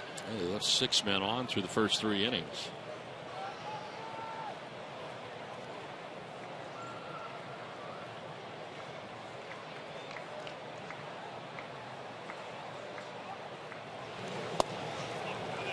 Two and 2.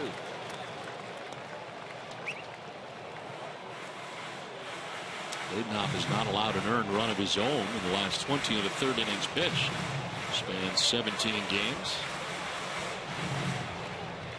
He's posted a 0.40 earned run average his last 19 games.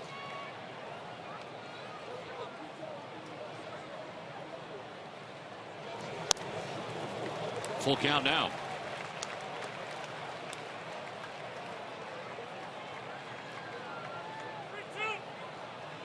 See Badenhop taking a little trip around the mound there with a dangerous hitter and a couple guys on base. What do you do here?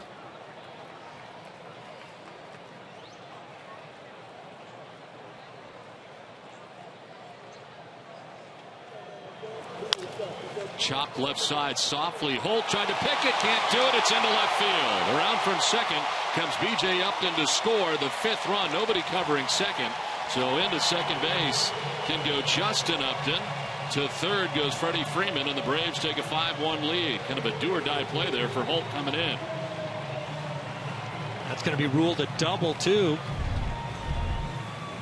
One of the stranger doubles you're ever going to see hit here. Holt tries to come in and cut in front of this play.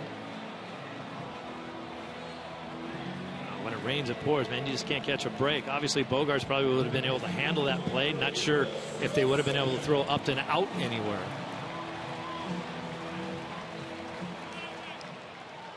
Second and third, and still nobody out. That was the 3rd RBI for Justin Upton on the afternoon.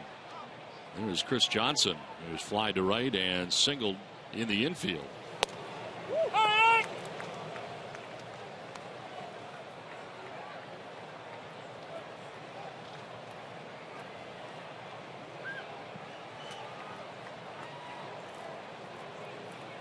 Buchholz still responsible for the runner at third and Freddie Freeman. Send it down to Elk. Don, Chris Johnson of the Braves has spent most of the weekend actually apologizing. That's because on Friday night when they were playing the Rockies, after a strikeout, he threw a bit of a temper tantrum in the tunnel. In fact, he shattered a bat. Pieces of the bat hit both Gerald Laird and manager Freddie Gonzalez, and he was actually ejected from the game by his own team. This isn't actually anything new with Johnson. He has a bit of a history for temper tantrums. He was benched for 2 games in April because of the same exact thing. And then last September, he had quite a run-in in the dugout with Terry Pendleton, who was upset with his actions as well. Johnson, very remorseful, said he understands that what he's doing is wrong and he's got to get control of his temper, Don.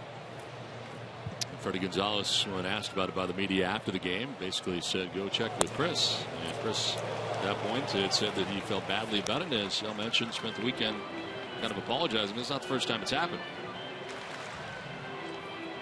Well, maybe he'll relax a little bit more. He just signed a long-term deal with his Braves team. Sometimes emotions run away from a guy when they really feel like they continue to have to prove themselves day in and day out.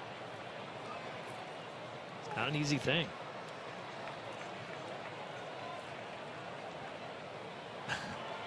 Never heard of your own team ejecting you. 2-2 pitch. Doesn't chase.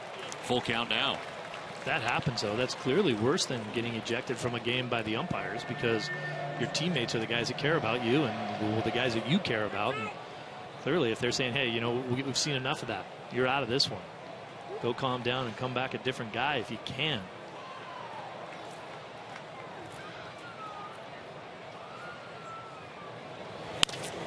To short with the infield in. Bogarts looks the runners back and fires to first for the out.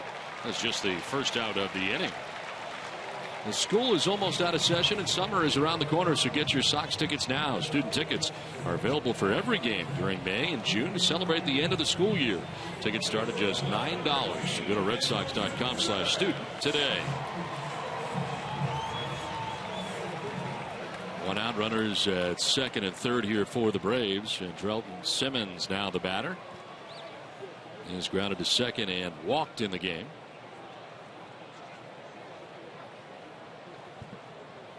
This is one of the places where there is a punching bag near the dugout. And on the Red Sox side of things, there's a giant red punching bag just inside the hallway there by the Red Sox dugout, the visiting dugout here at Turner Field.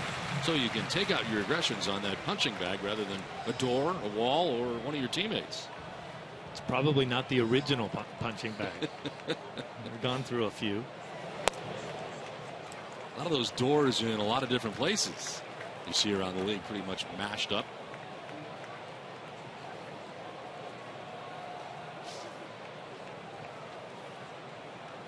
You got to think that with guys on second and third and nobody out, with Chris Johnson up in his last at bat right there and a bounce out to short, he's using that punching bag right now. To left, and this is in for a hit.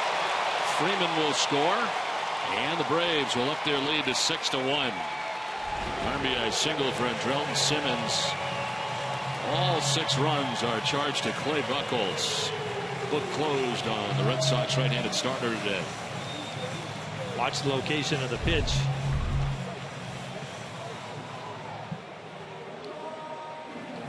Ball was kind of up and in. He was trying to sink it in on his hands, and Simmons just pulled his hands through the hitting zone pretty well right there and got the bat head on it. Now Clay Buchholz coming in with an ERA of 6.32, and he gives up 6 runs today. There's Ramiro Pena, the second baseman for Atlanta, 0 for 2. Slide to left and struck out swinging.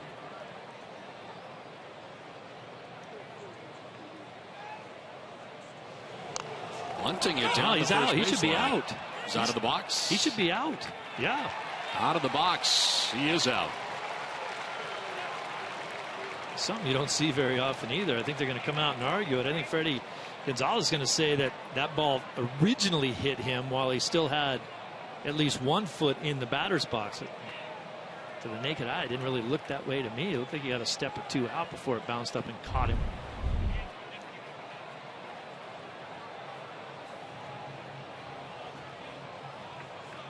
He's out of the box, still making contact with the ball. Yeah, I think so.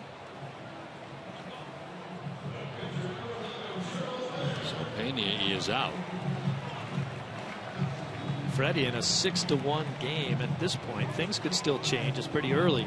Not going to waste one of his challenges on that play.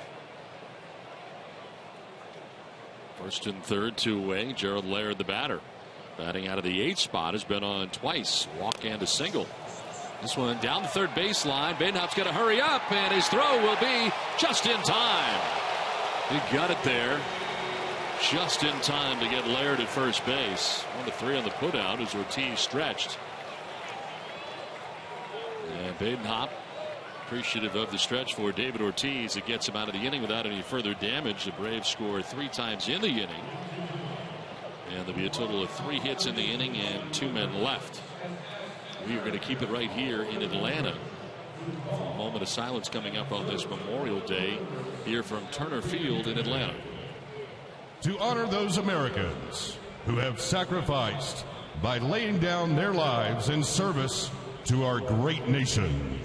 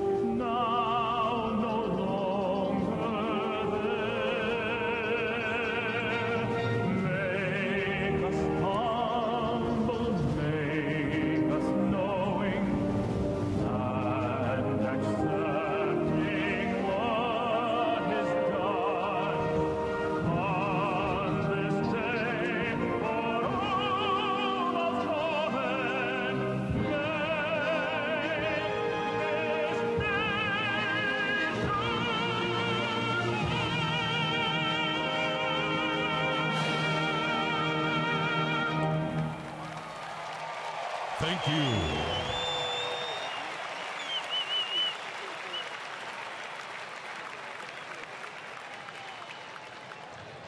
Wednesday's Georgia Lottery Powerball 6-1. The Red Sox trail the Atlanta Braves.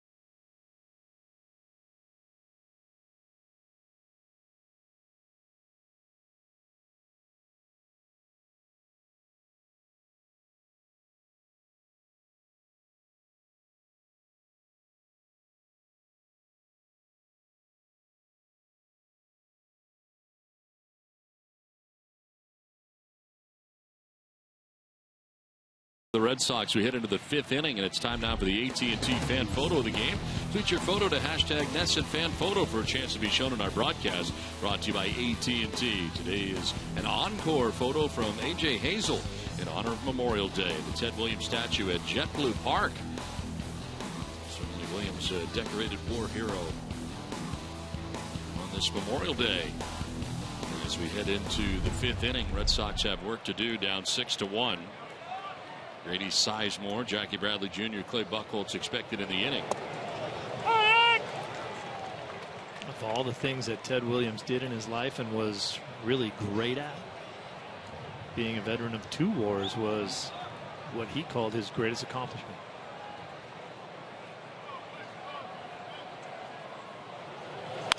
On the ground up the middle, Simmons to his left. And he gets there in time to retire Sizemore. Was he around at all when you remember the Red Sox? Either of the times you remember the Red Sox. Yeah, he was one of the hitting coaches. He used to show up in spring training all the time. Early 80s, middle 80s. Got a chance to sit him down and do an interview with him before the 1999 All-Star game, which was just, I think, everybody agrees, one of the greatest All-Star games ever.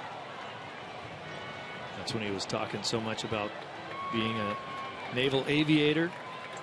I called him the greatest hitter that ever lived. He wouldn't let me say it. I mean, you talk about it. He's expert fisherman, brilliant photographer. There wasn't much that he did in his life that he wasn't truly one of the world's best at doing it. Oh, by the way, kind of a good baseball player too. Wasn't bad. Yeah. Could hit a little bit. Yeah.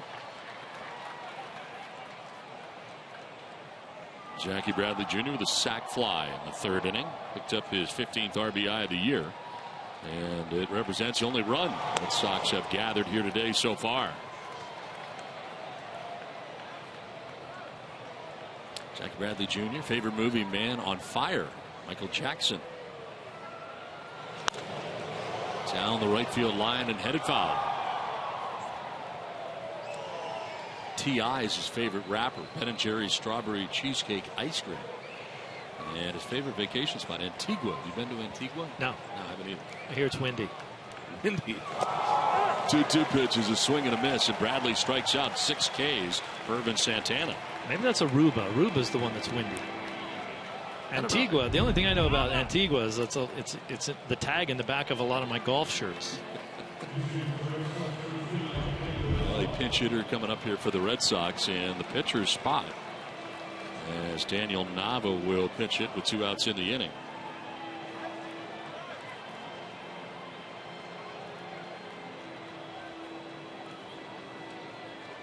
Buchholz had singled in his only at bat in this spot in the order. Clay Buchholz has one of only 2 hits the Red Sox have today. Nava takes strike 1. Nava rejoining the Red Sox during the Tampa Bay series. Called on Saturday for his 2nd major league stint of the season.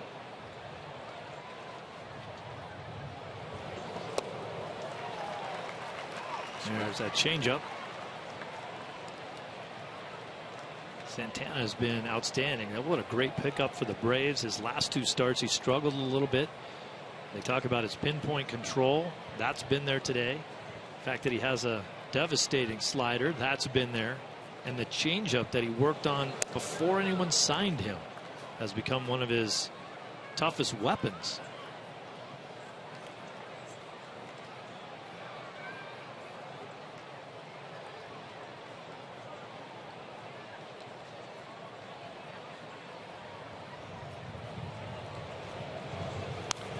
Fouled back to the screen.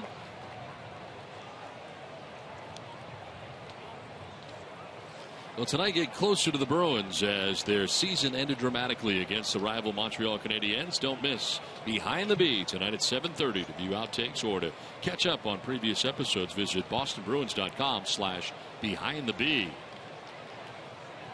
2 outs here in the 5th. Nava will take ball 2. The wind has picked up here pretty significantly, kind of swirling around the ballpark, and there's some rather ominous looking clouds coming up over the top of Turner Field right now. Yesterday, the weather reports were that we were supposed to see a lot of rain today. I know over the next few days, thunder showers, but that's kind of the area of the country, and you're going to see those. Nava get down quickly in the count, 0-2. It's a full count now. Nobody in the South cancels a plan because there might be a thunder shower during the day.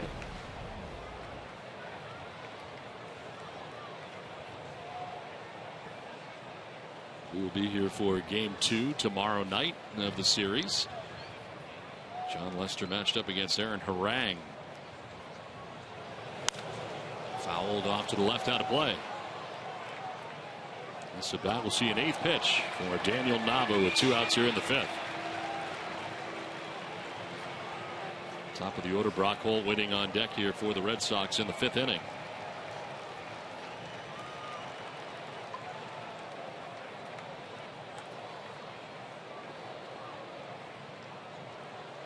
I think ordinarily you'd see a slider here, but he might challenge him with the 6-1 lead. Changeup, 3-2.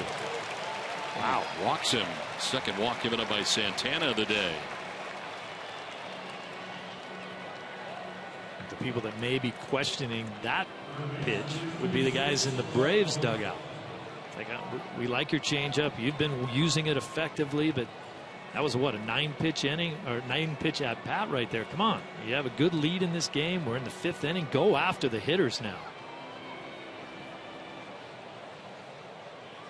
There's Brock Holt 0 for 2 today. Grounded out in the 1st, struck out in the 3rd.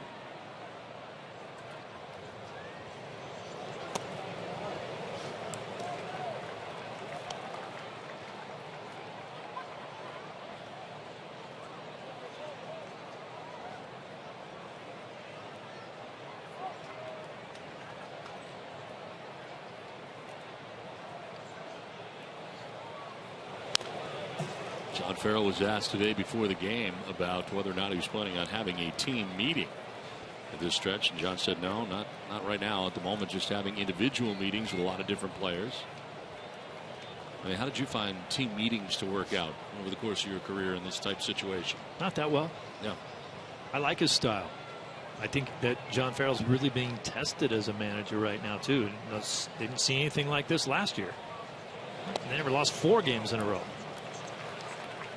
You cannot look objectively at last season and not say that it was a fairy tale magical season where everything came together when it was supposed to. Comeback victories, guys having great years, pitching being dead on every time they went out there, hitters hitting the ball, scored more runs than any other team in baseball.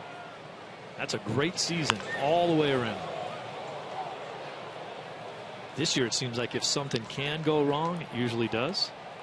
And John Farrell has been tested as far as how he handles that, not only personally for himself with his coaching staff, Torey Lovullo there and the other guys, but also those individual meetings that he has with players. I think that goes a lot further as a player than you standing up in front of everybody and saying, we got to play better. Go in and throw the spread on the floor. All that means is I got to go to a restaurant now to eat.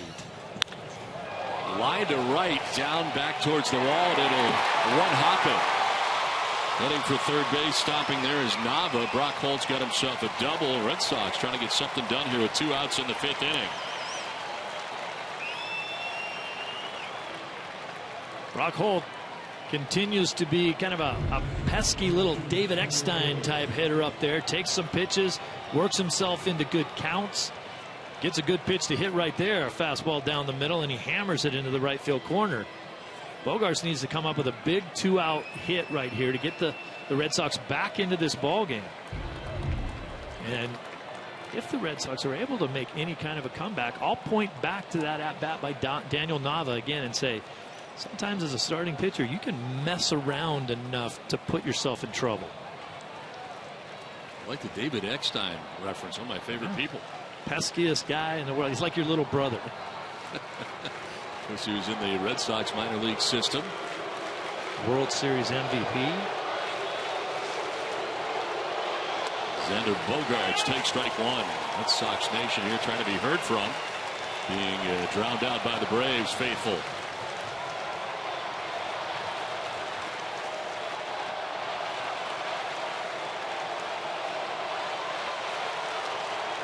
Base hit gets you back in the game.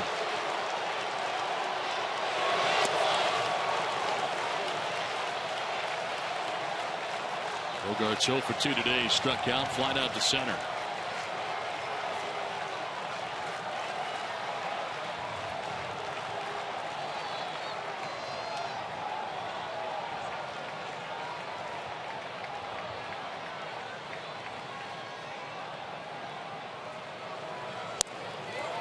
2-1.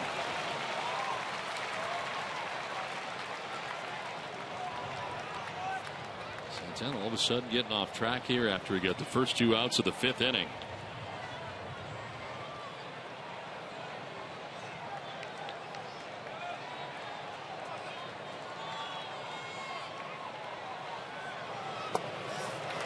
Three and 1. Bogart so far a really professional at bat right there. He knows that he's going to be pitched a little bit more like a David Ortiz in this at bat with the 2 guys on, the chance to drive them in. It's not like you're a typical number 8 hitter in the lineup coming up there, although Bogart's hitting second in the lineup here. They're going to pitch you tough. Santana knows the repercussions of giving up a base hit in this situation, and he's breaking out his best stuff. 92-mile-an-hour fastball that time, and now ready to work here with a full count and 2 outs.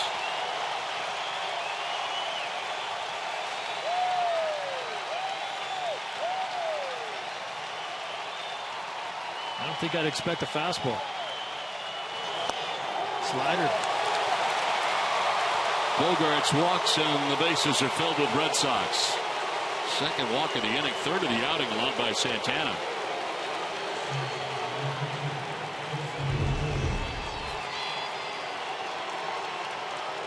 May have been a fastball there. Didn't do much, stayed away, and that's an excellent at-bat by Bogarts. Roger McDowell here, the pitching coach for the Braves out there. First time we've seen him. Santana been cruising right along into the 5th inning. He got the first 2 outs. H.B. Hood salutes future Red Sox Hall of Famer Tim Wakefield. Since retiring from his outstanding career, Tim has become honorary chairman of the Red Sox Foundation, which runs the Red Sox Scholars and the Home Base program, as well as help fight children's cancer at the Jimmy Fund. Congratulations to Tim Wakefield. You are always all heart.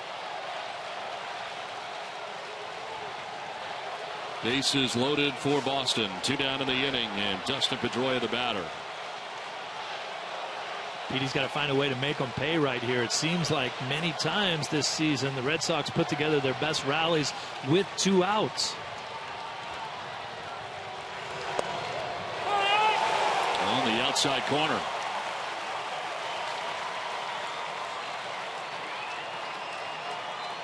Action for the Braves. Luis Avalon warming in the pen. First action we have seen. First trouble Santana's really encountered.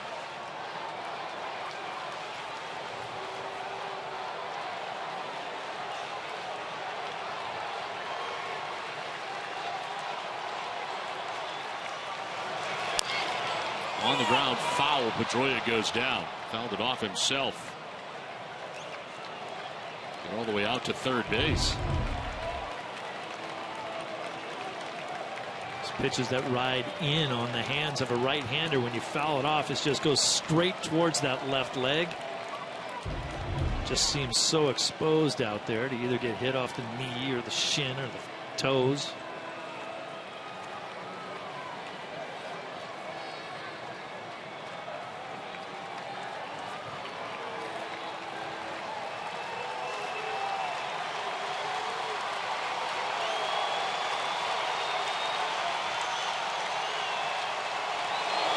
Pedroia to left. Upton coming in. It'll trap it. 1 run is in. Here comes another. The throw is going to be late. Red Sox get 2 runs back. And it's now 6-3. All this coming with 2 outs in the inning.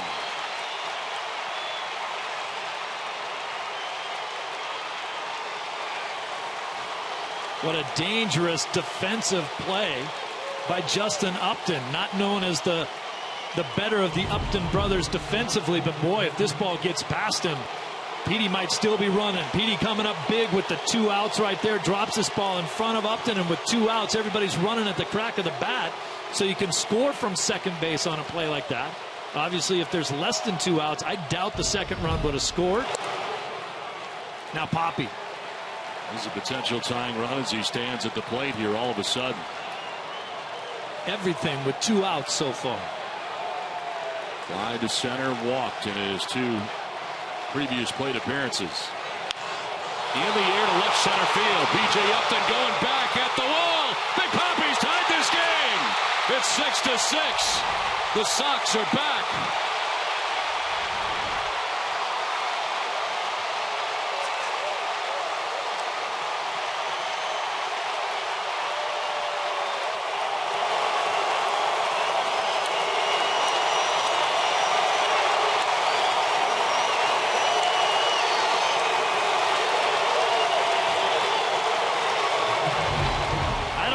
Protection. Throw me the ball away. You want to keep me in the ballpark? That's not going to do it. Look at that ball away from home. Look at how he's opened up already. Opened up those hips beautifully so he can drive the ball.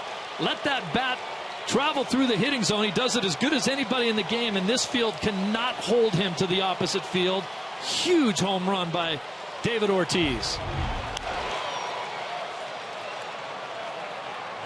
This is the kind of come from behind action from the Red Sox who could turn them around. Everything with 2 outs. Down 6-1 coming in. Now 6-6.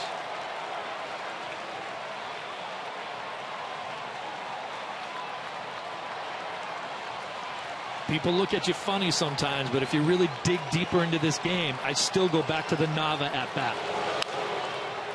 Down the first base line, picked by Freeman. He'll take it himself to the bag. That'll wrap up a terrific inning for the Red Sox. A 3-run home run for David Ortiz. We're all tied at 6.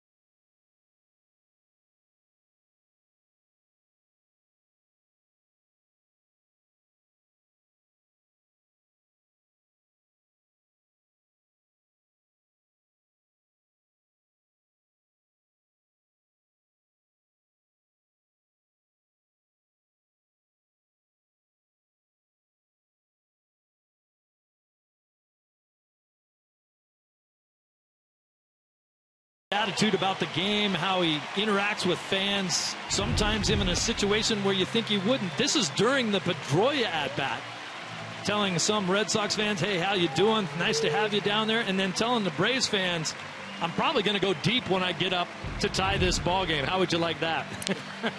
And he did it. Followed through on his promise as David hits a 3-run home run. Red Sox scored 5 times in the top of the 5th inning, and have tied this game 6-6.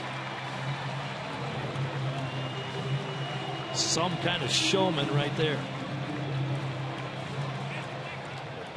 Well, the Red Sox get Clay Buchholz off the hook as he was on the hook going into that inning. Badenhop goes an inning, and now Chris Capuano makes his 22nd appearance of the year. 1-1, 2.08 earned run average, 26 innings, 24 strikeouts at 10 walks, and opponents hitting at .211 against Capuano.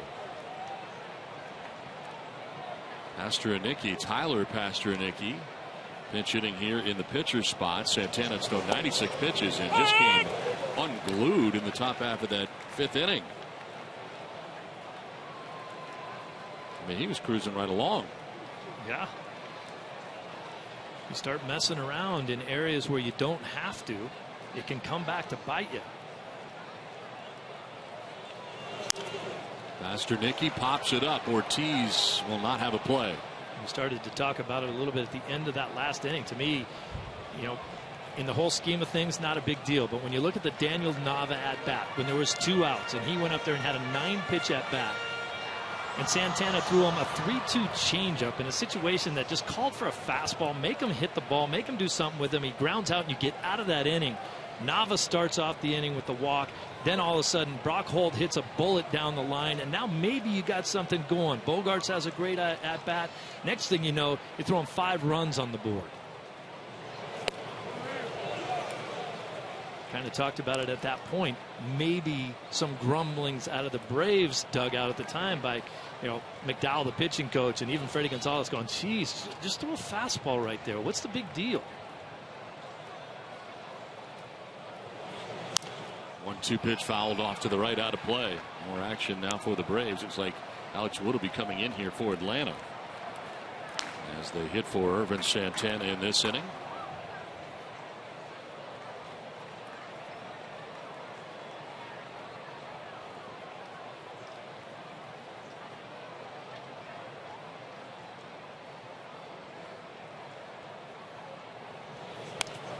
Pasternicki fouls it back, still 1-2. Chris Capuano into the game here for Boston for an inning and 2/3 on Saturday with a strikeout at Tampa Bay last time that he worked. For the 11th and got the first 2 outs of the 12th before giving way to Burke Badenhop in that 15-inning contest. Swing and a miss. It gets away. Brzezinski's got to hurry. The throw will be not in time. Teams can't catch it either. Pasternicki likely reaching on a wild pitch here.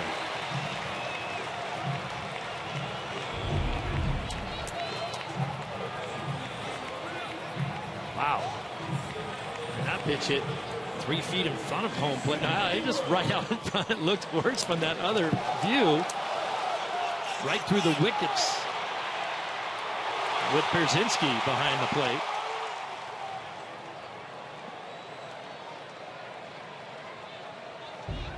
Pasternicki reaching at first base. Jason Hayward had been on 3 times. All that was against Clay Buchholz, and all 3 via the pass ball.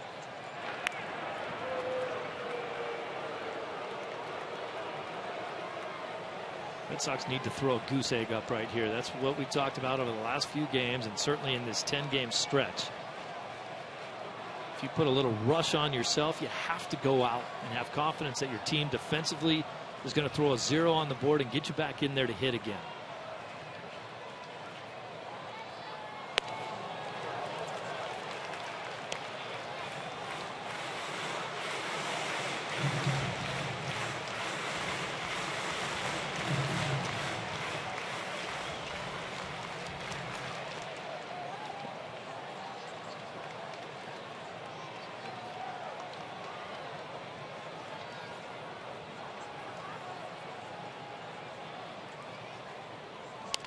Hayward kind of got jammed, pops it up. Brock Holt, third baseman, heads into foul ground to make the catch. It's time for a Toyota game break. And Tom Caron, TC.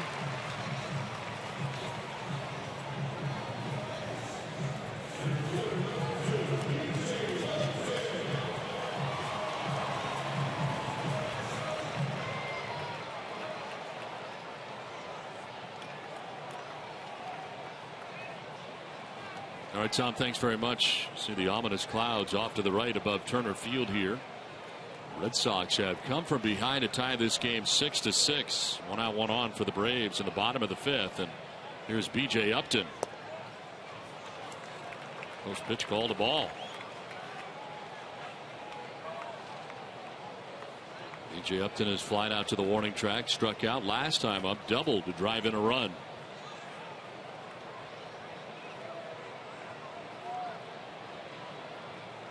Capuano trying to get back to his old self. Capuano's a guy that when he goes bad, it can get ugly for him because he's a finesse pitcher. He doesn't have the stuff to throw it by you.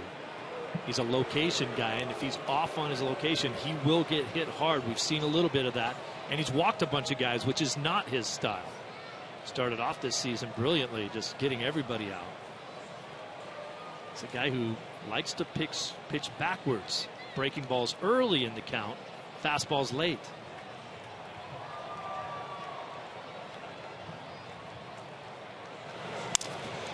A little bloop to center field. Bradley Jr. coming in. Will get there to make the catch. Pasternicki back to the bag at first. 2 down. Well, the Cardiovascular Institute at Beth Israel Deaconess Medical Center invites you to join the club. The Walking Club gives free tools and tips to get you and your family walking towards better health. More at bidmc.org/walking. 2 down here in the 5th inning. Freddie Freeman coming up with Pasternicki at first base and 2 away.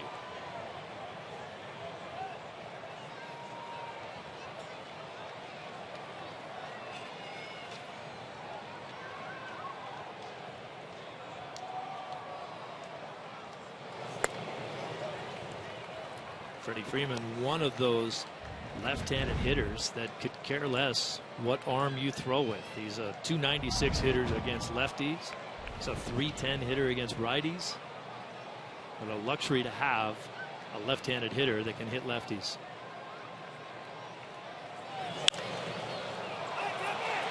Shallow left.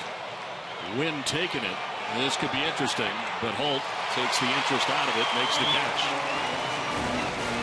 We'll have some pop-up facts. This game's tied 6-6.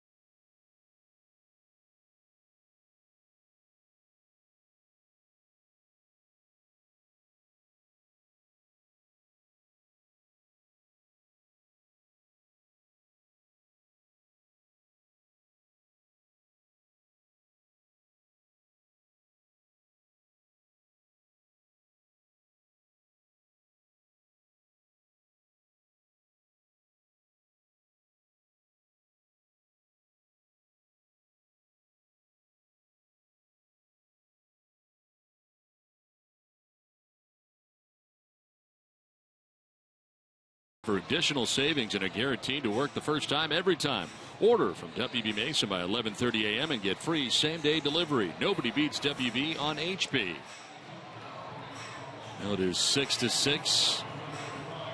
Brock Holt dealing with some windy conditions, some swirling wind here. Yeah, you mentioned the wind. When this ball went up, this was really Xander's ball, and you could see him in control, but then the wind takes it all the way over to Brock Holt. Great job of Holt paying attention to the play. A lot of times a third baseman can give up on that play, saying, shortstop's got it. Xander's going to take care of that one. But the wind has significantly picked up, blowing in and towards the Red Sox dugout. Johnny Gomes to lead it off here.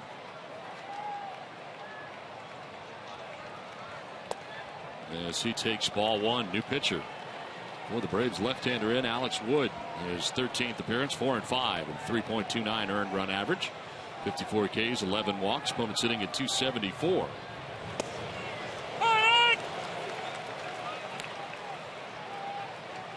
I'm not a meteorologist, but I will tell you these clouds to the left look really bad. Starting to look a little dark up there. Yes, it is. And coming straight across the field. 1-2 strikes to Gomes. Sizemore and Bradley Jr. expected afterwards.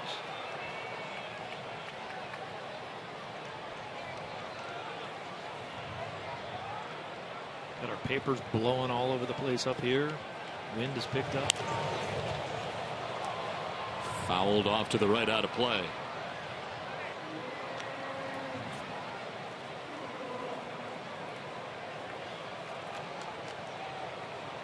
Fans are scampering here. Guessing it is raining. 1-2 down and in to Johnny Gomes. 2-2.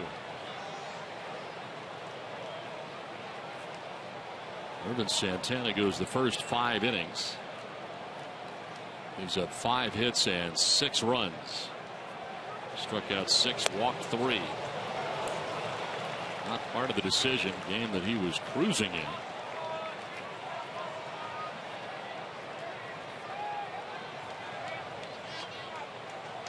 At least to 4 2/3 innings. Ball 4, and Gomes gets a leadoff walk to begin the 6th inning. Alex Wood walks the first batter he faces.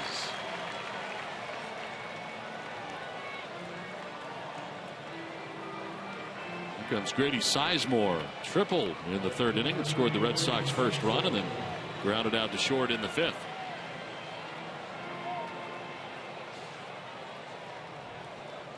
Send along best wishes to Joan Galt and the Galt family from Foxborough, Massachusetts. Great Red Sox fans here in Atlanta, coming down to watch the Red Sox play on the road.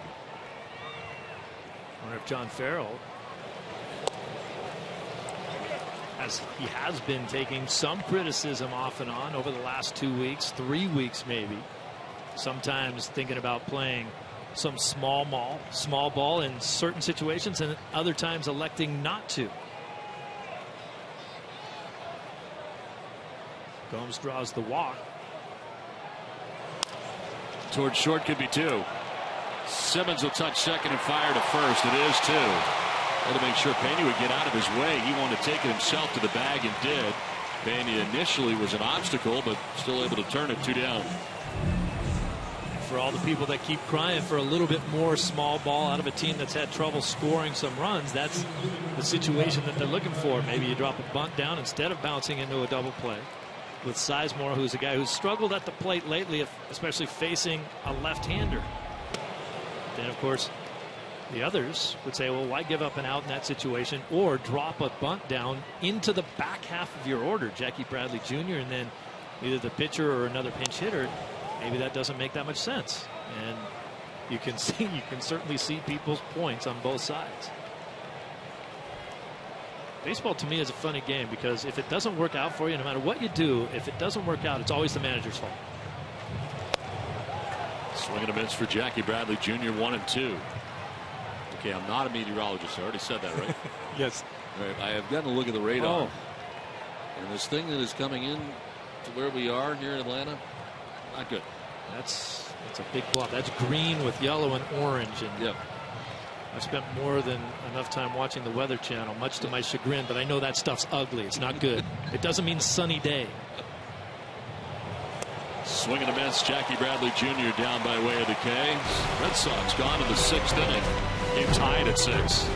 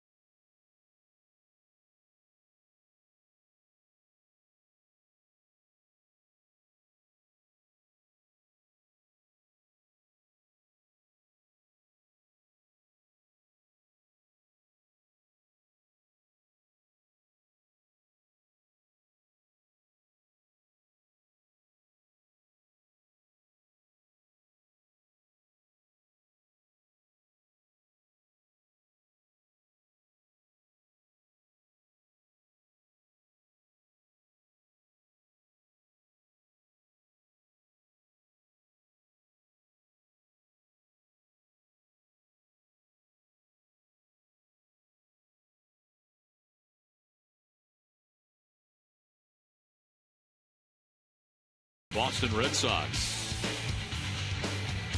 As you can see, the tarp has been put on the field. The rain has just started to fall here, and they know what's coming. As it got very dark here off to the left, and the storm is on its way in here to Atlanta. Right now, just kind of lightly raining, but I want to make sure to get the tarp on in time. And the fans are headed towards the concourse here, and the winds have picked up pretty dramatically, and they're trying to spike it down here, get that tarp to not blow around, as the umpires talked to John Farrell very briefly, and then they pulled the tarp. As we check out the game summary brought to you by Xfinity. Clay Buchholz chasing this game after 3 innings, a career high 8 walks, but he's off the hook thanks to David Ortiz. 3-run home run. Red Sox coming back from a 5-run deficit to tie it up. Urban Santana, 5 innings chased from this game, giving up 6 earned runs. Red Sox getting rid of that 5-run deficit, coming back tied up 6-6. They'd love to keep playing here right now the way things are going in this game. Yeah, it takes a lot of key at-bats to come back from the deficit that the Red Sox came back from. But, boy, they showed that. And it happened with 2 outs after 2 quick outs. Some really good at-bats from Daniel Nava and Xander Bogaerts, who got a key walk. Then Petey comes up there. Hey, it's all for naught if you pop up a pitch. Hey, we got in a little bit of trouble if they got out of it. He didn't let that happen. Bases loaded, he gets the base hit, sets the stage for Big Papi to come up, and he doesn't miss too many opportunities to do something big when he has that chance. All right, so we are in the midst of a rain delay here in Atlanta with the game tied 6-6. We'll send it back to Watertown and Tom Caron. TC?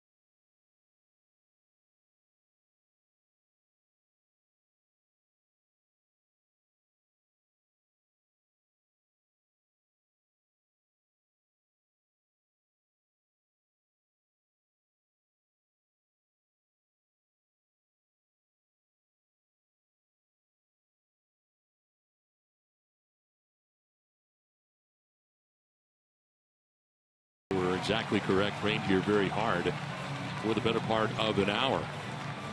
Looks nice now, though, doesn't it? It is nice now. Blue skies off to the left here at Turner Field.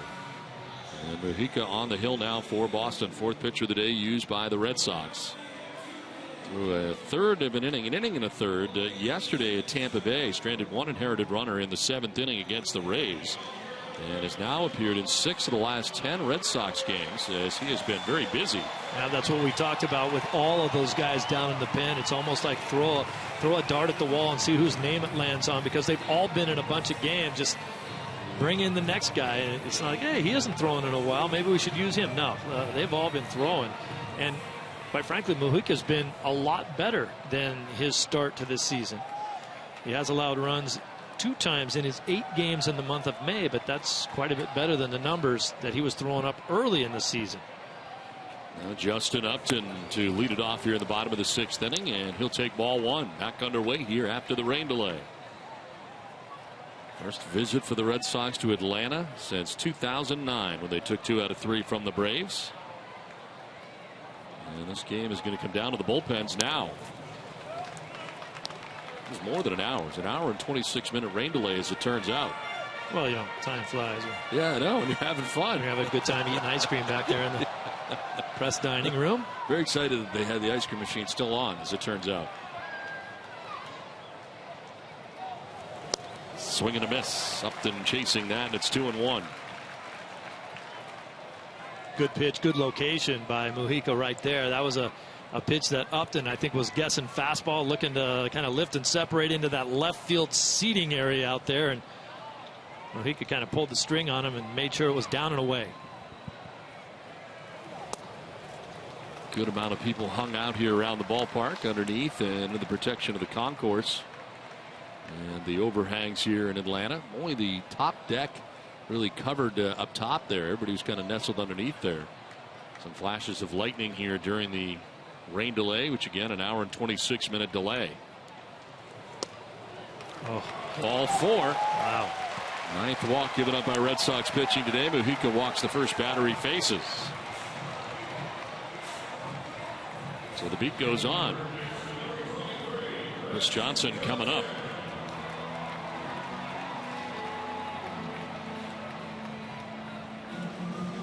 Johnson singling in the 3rd inning, 1 for 3 today.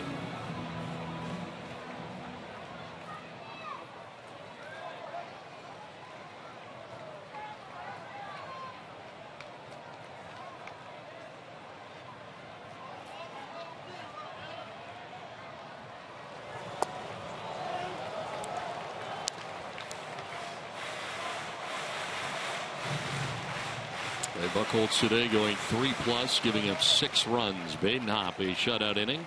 Capuano a shutout inning. Mujica on here to begin the 6th inning. Swing and a miss. That one by him.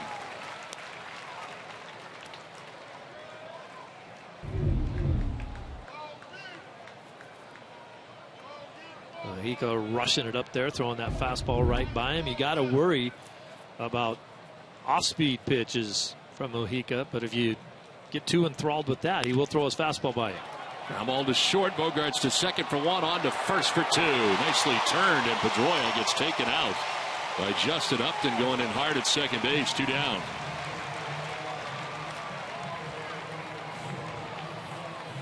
Dustin knows that's part of the gig down there. He's going to get attacked at second base, especially on a slow developing play at second. He uses the base as well as he can to protect himself. He knows Upton has to go through that base to get him. As long as he's on the outfield side of that second base, you know, hey, this is kind of fun, isn't it? 2 down here in the 6th inning, and Drelton Simmons the batter.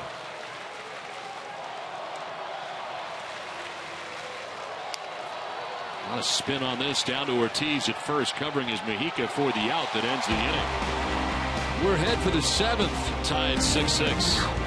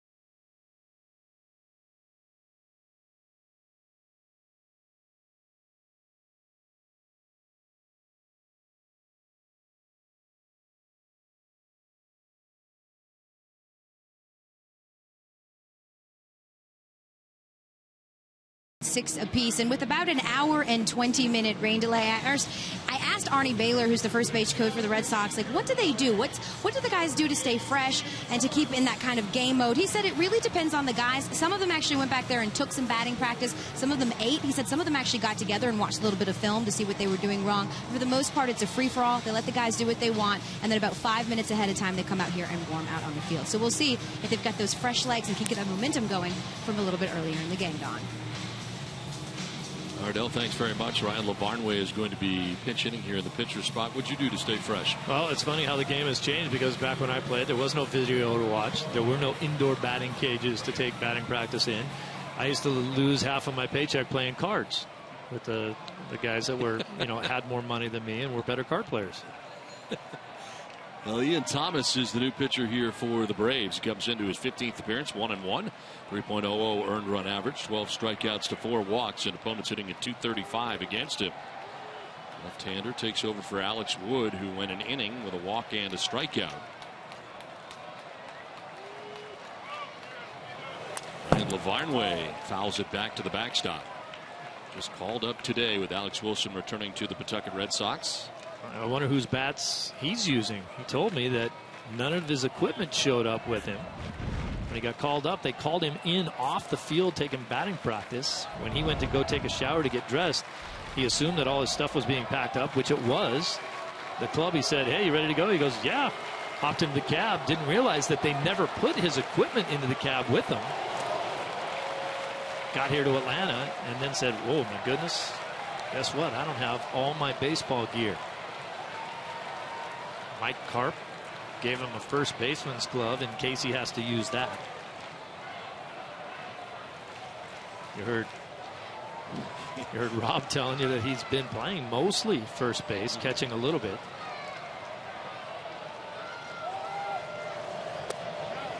Check swing, did he go? Yes, he did, says Bob Davidson.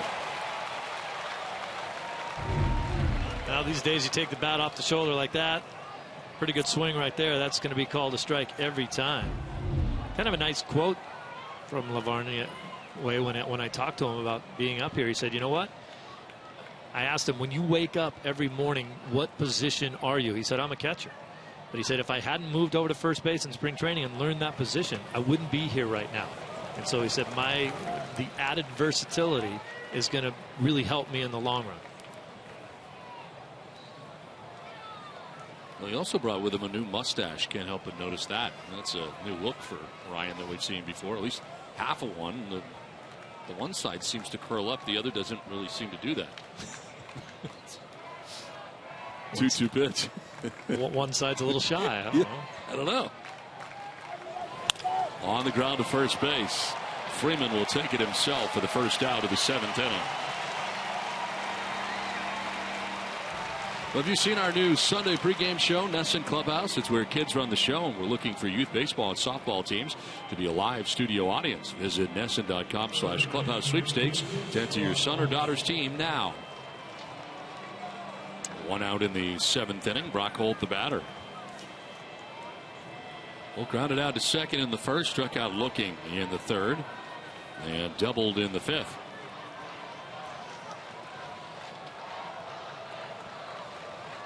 And on the grass at 3rd is Chris Johnson. In case he entertains any thoughts of bunting. He's swinging away, and he grounds a 2-hopper down to Freeman down the line. Watch out. Look out. He's going to beat it out.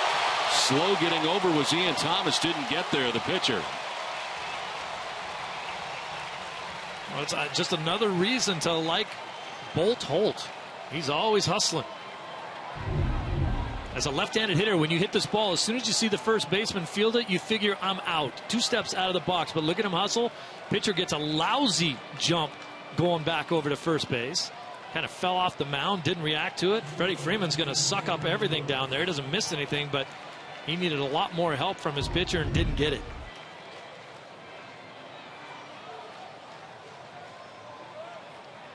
There's a crazy base hit, too. Yeah. Take it. Ruled a base hit for Brock Holt, so his 2nd hit of the game.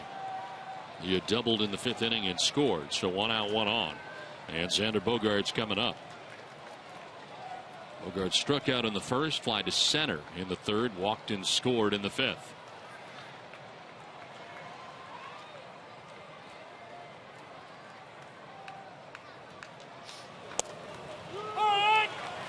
That's a scary feeling as the pitcher is Thomas. He knows he's got a bad jump. He's fallen off the wrong side of the mound. Now he knows he's not going to get there. He knows Holt is faster than him.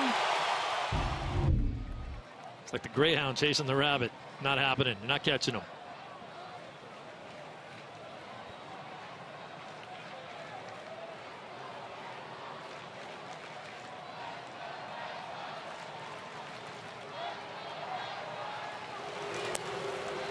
In the dirt, a ball and a strike now to Bogaerts.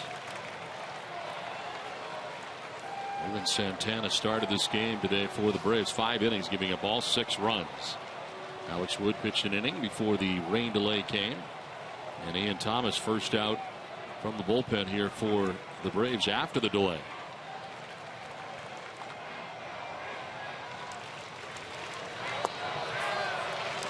Brock Holt's in a tough situation, given that he's been up here for a while now with the Red Sox, but still a young player, wants to make good impressions.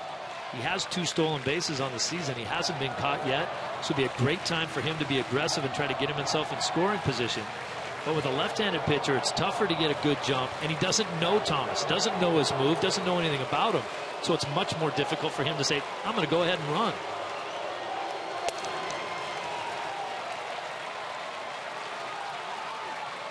Thomas falling behind 3-1.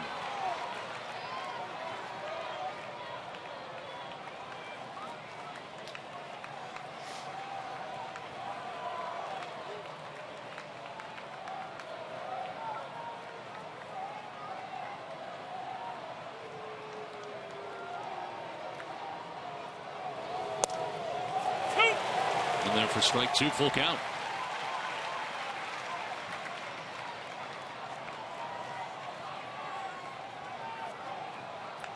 Center fielder B.J. Upton over towards right center. Good sized gap out there in left center field for Bogaerts.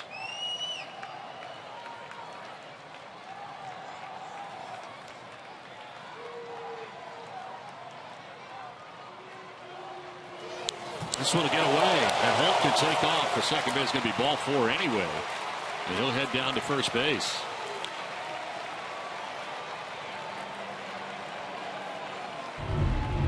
I don't know. This ball must have just gotten away and slipped, because you're nowhere near the strike zone on a 3-2 pitch. You need a strike right there if you're a pitcher. He comes up empty.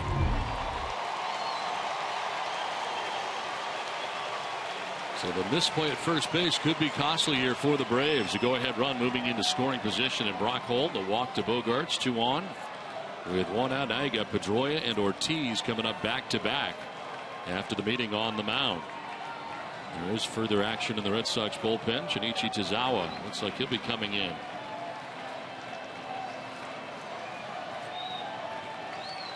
Mahika hit for by Ryan Lavarnway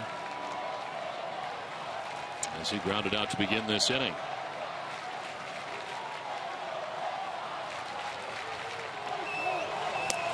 This one gets away. Clanks off the glove of Laird, and everybody's going to move up to second and third.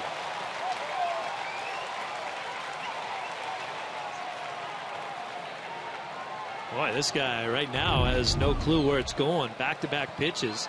It's a funny little delivery where he comes set, almost hits Petey, and that's one of the reasons why Laird doesn't see it. Comes set, and then when he releases his grip, then he taps the ball back into his glove again. Takes it out, puts it back in real quick, and then throws it. Kind of a funny little timing mechanism that he has for himself. Ruled a wild pitch, even though it got a lot of the glove of Gerald Laird. Second and third, 1 down. You're right, though. It's almost like Laird's deceived on some of the pitches. You want good deception, but the one guy you want knowing where it's going is your catcher. Right. Thomas last pitching on Thursday against Milwaukee. Biggest thing about that last wild pitch is that it takes the double play out of order and gives the Red Sox an opportunity to score here, even without getting a base hit.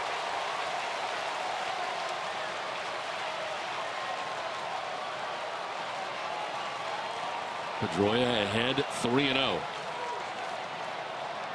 I'm not so sure if you're a Red Sox hitter right now, you think about swinging at anything. Called strike, and it was 3-1.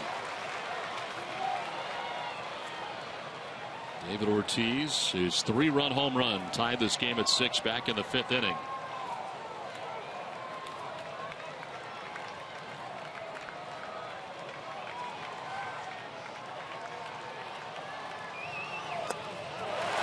Ball 4.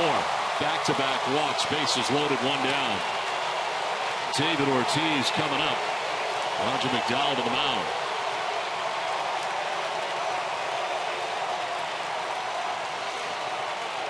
It seems like mostly Red Sox fans have stayed here through the rain delay. They came a long way down to see this game. Well, David Ortiz with his 3-run shot, his 12th home run of the year. RBIs 26, 27, and 28 tied this game at 6. All time, the Red Sox fell by 5 runs down 6-1.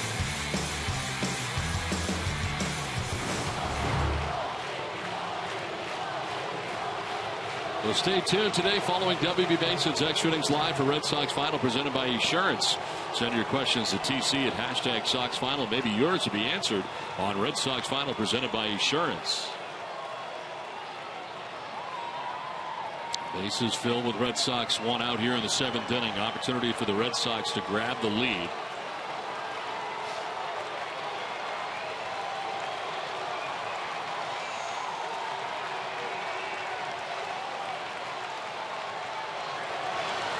Ortiz lines it foul. Out ahead.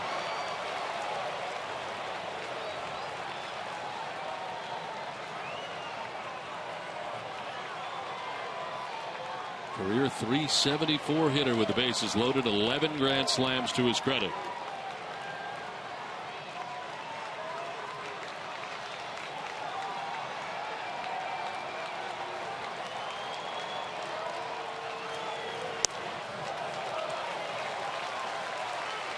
Amazing to be here in Atlanta and listen to the majority of the crowd chanting Poppy when he came to the plate. They traveled very, very well to Tampa Bay, but in those games, not much to cheer about. Red Sox fans everywhere.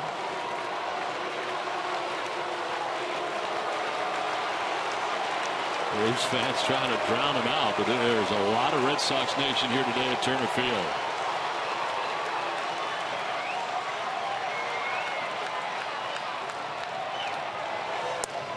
Two and one.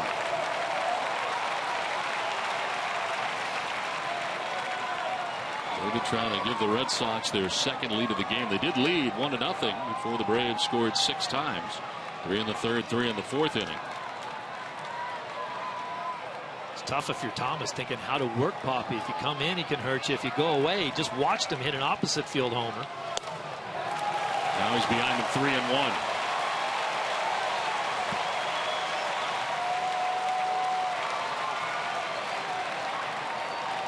Pretty good spot to be in if you're David Ortiz. Bases loaded, ahead in the count, 3-1.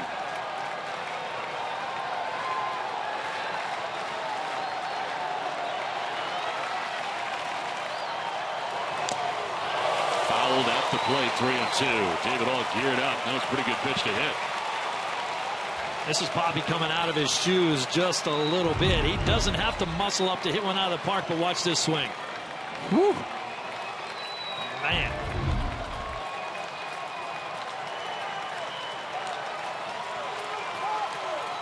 He was looking dead red, got it, and just fouled it back.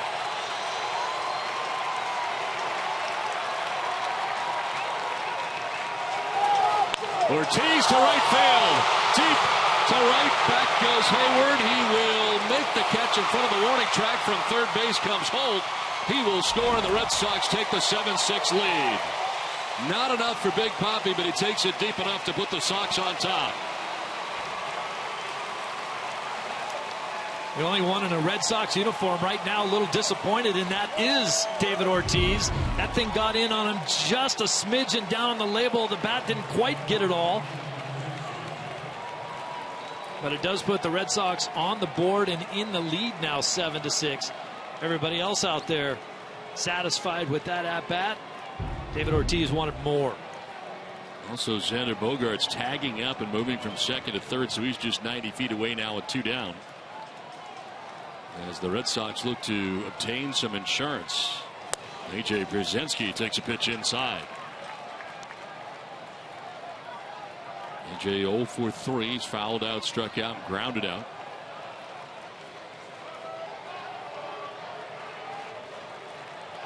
Bogarts at third base. Pedroia at first base. Get your face out of the way. Pitch up and in.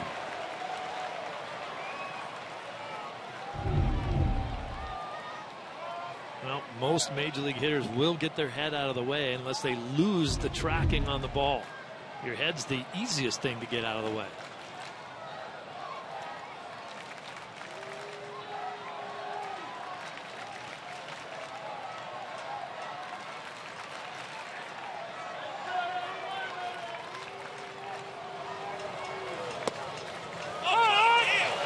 There for a strike, not liking it as A.J. Brzezinski. His displeasure known by John Tampani, the home plate umpire.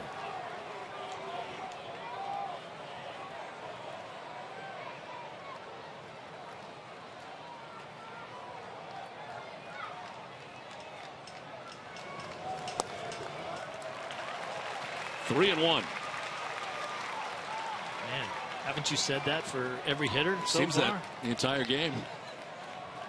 Nice to be on this side of it, however, offensively now for the Red Sox. We saw a lot of 3-1 counts when Buchholz was on the mound. Brzezinski fouls it back. Thomas battling back. Red Sox pitching has walked 9 in this game. 8 for Buchholz in 3+ innings. Mejica walked a batter in the 6th inning.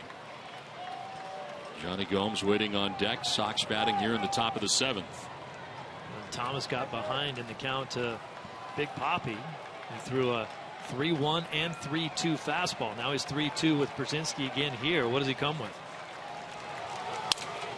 Fastball grounded back up the middle into center field. A base hit. From third comes Bogarts. Going to third is Pedroia. Brzezinski drives in another run, and the Red Sox lead at 8-6. AJ's all fired up right there because he did a great job in a 3-2 situation. He can't guess dead red because if you throw him a slider or something like that, you tangle yourself up. So he stays right inside the ball, doesn't think too much about pulling it, and goes right back up the middle. The other reason I think AJ's a lot happier now is because Lavarnway told me that now that he's on the team, AJ's not the slowest guy on this ball club. Well, Brzezinski gives the Red Sox a 2-run lead as they make the pitching change. Freddie Gonzalez to make the change here with the Red Sox on top by 2. The pitching change from Turner Field in Atlanta.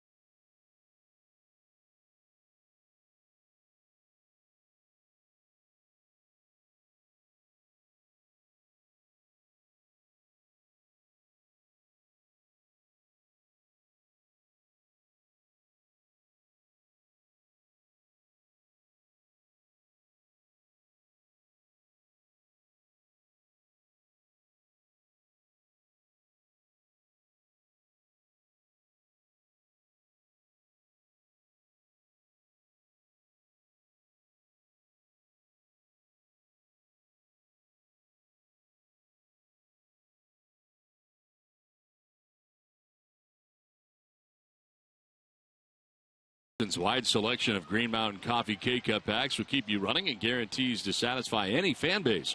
Order by 11:30 a.m. and get free same-day delivery. Hoob at WB Mason. 2 down here in the 7th inning. 2 runs in for the Red Sox. Johnny Gomes standing in on the right side.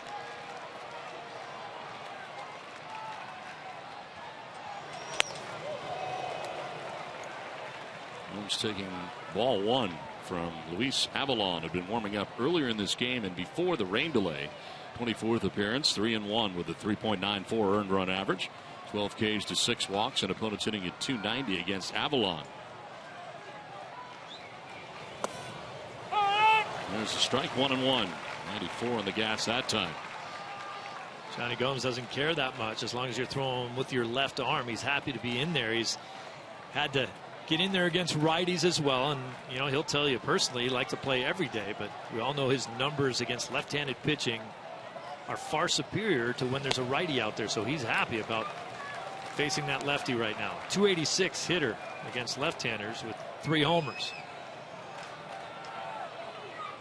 Red Sox leading hitter with runners in scoring position. A chance here to do some more damage.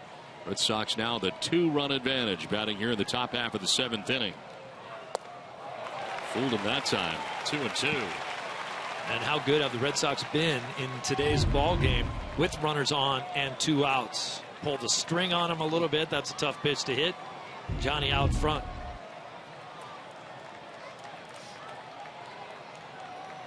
This guy has some stuff here.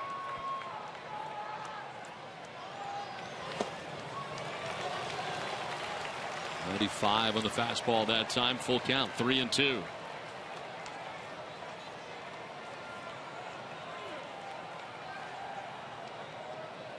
Gomes now, if the inning continues, Grady Sizemore would be next. There are 2 outs in the inning. Big Papi giving the Red Sox the lead in this inning. 4 RBIs in the game for David.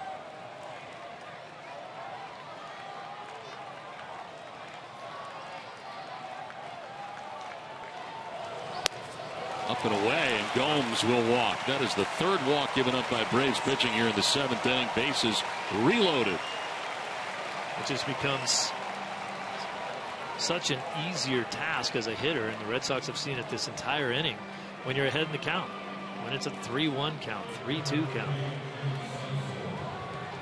Red Sox have done some damage in those positions.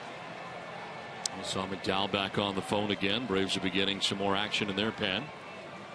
As Grady Sizemore becomes the 8th member of the Red Sox to bat here in the 7th. Sizemore a triple in the 3rd. Since then he has grounded out twice to short.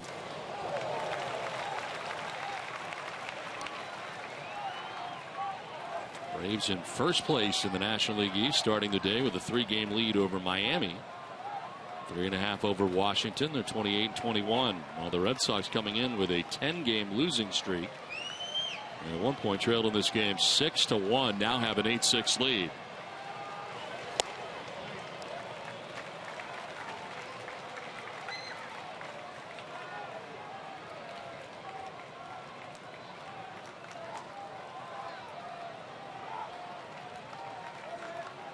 After the recent 10-game streak here for the Red Sox, they will certainly endure a 16 walk ball game to keep a 2-run lead. Broken bat, little pop up towards second. It'll be a 1-hopper to Pena. His throw will be in time. Just did get Sizemore at first base. But the Red Sox get a pair here in the top half of the 7th inning and take an 8-6 lead. And we'll keep it right here at Turner Field in Atlanta for God Bless America on this Memorial Day from Georgia. America, performed by Atlanta opera tenor Timothy Miller. While the storm clouds gather, far across the sea, let us swear allegiance to a land that's free. Let us all be grateful for a land so fair. As we raise our voices in a solemn prayer. God bless America, land that I love. Stand beside her guide her through the night with a light from above, from the mountains to the prairies, to the oceans, white with foam. God bless America, my home, sweet home. God bless America, my home, sweet home.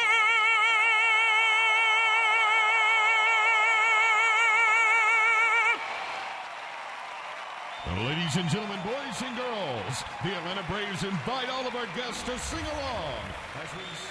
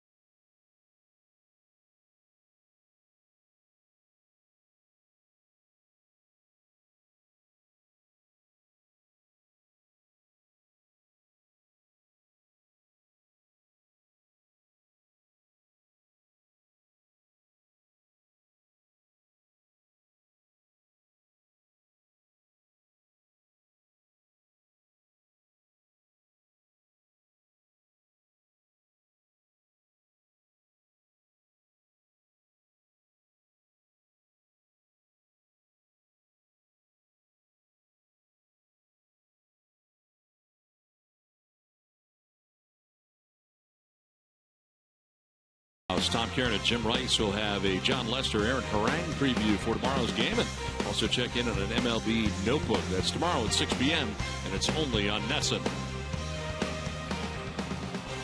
Now the Red Sox grabbed 2 runs in their half of the 7th inning, take an 8-6 lead as we move on to the bottom of the 7th inning. And the Red Sox bring in Shinichi Tozawa into his 24th game of the year. 1-0, the 2.53 earned run average, 19 strikeouts to 5 walks, and opponents hitting at 256 against Tozawa. Red Sox the lead to protect here late in the ball game. Tozawa threw a scoreless 8th inning on Saturday at Tampa Bay. Gave up a hit and a walkout as strikeout. He's allowed 1 earned run in his last 7 1/3 innings pitched. Since May the 10th. Tozawa, one of the lucky ones who actually got a day off yesterday out of that bullpen, but forced back into action here. Happy to do it.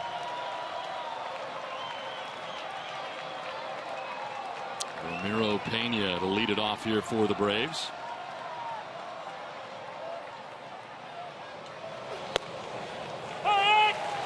Takes strike 1, 0 for 3 today.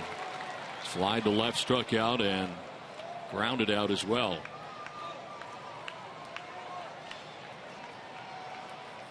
Red Sox trying to piece this together from a bullpen standpoint. 2 things in mind. Clay Buchholz only goes 3 innings. A and B got a rain delay of an hour and a half. There's a fly ball to right field, and Gomes is underneath it. 1 down in the 7th. Well, for every Red Sox game that goes into extra innings or the Sox get a save, CVS Pharmacy will make a donation to Boston Children's Hospital towards a $25,000 donation once again this season. CVS Pharmacy, the official pharmacy of the Boston Red Sox.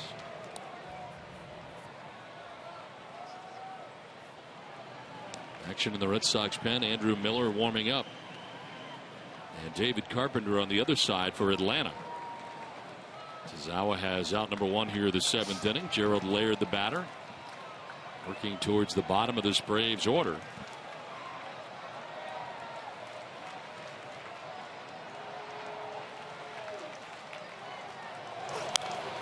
Fouled off to the right, out of play.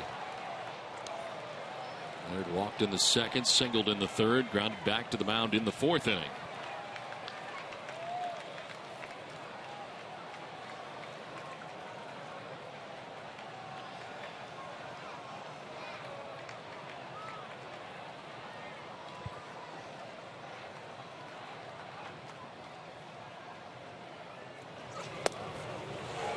In there for strike 2. To the breaking ball that time, 0-2.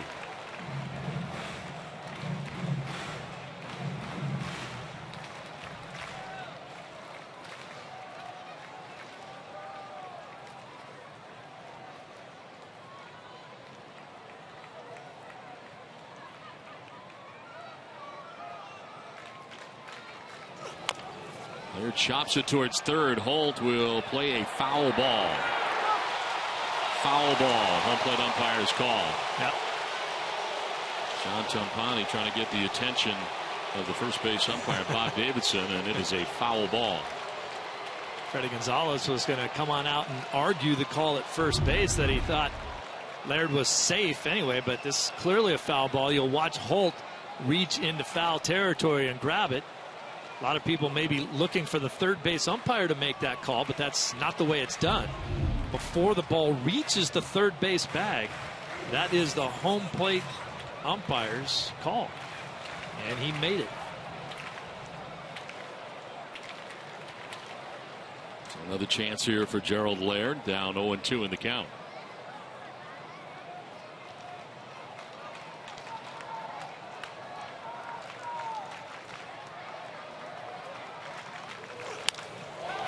To center, Jackie Bradley Jr. will make the catch on the sinking liner. 2 down. Good jump out there by JBJ, and also those are the kind of balls that a pitcher will love his center fielder for catching. A lot of center fielders these days play pretty deep. This ends up being a base hit, but because Jackie plays a fairly shallow center field and he gets a good jump on the ball, he comes in and makes this play pretty easily. Looks like he has a fair amount of confidence in going back, and I guess that's important if you're going to play shallow as a center fielder. Yeah, I mean, you know, and we all know that he's not a burner as far as how fast he runs, but he positions himself well, gets good jumps on the ball. That'll really save you some time, and plays semi-shallow. And Dillman pinch hitting here for the pitcher's spot in the Braves order. And he takes a breaking ball for strike 1. We've seen more of those lately from Tazawa. Dillman hitting at .240 with a home run, 7 runs batted in.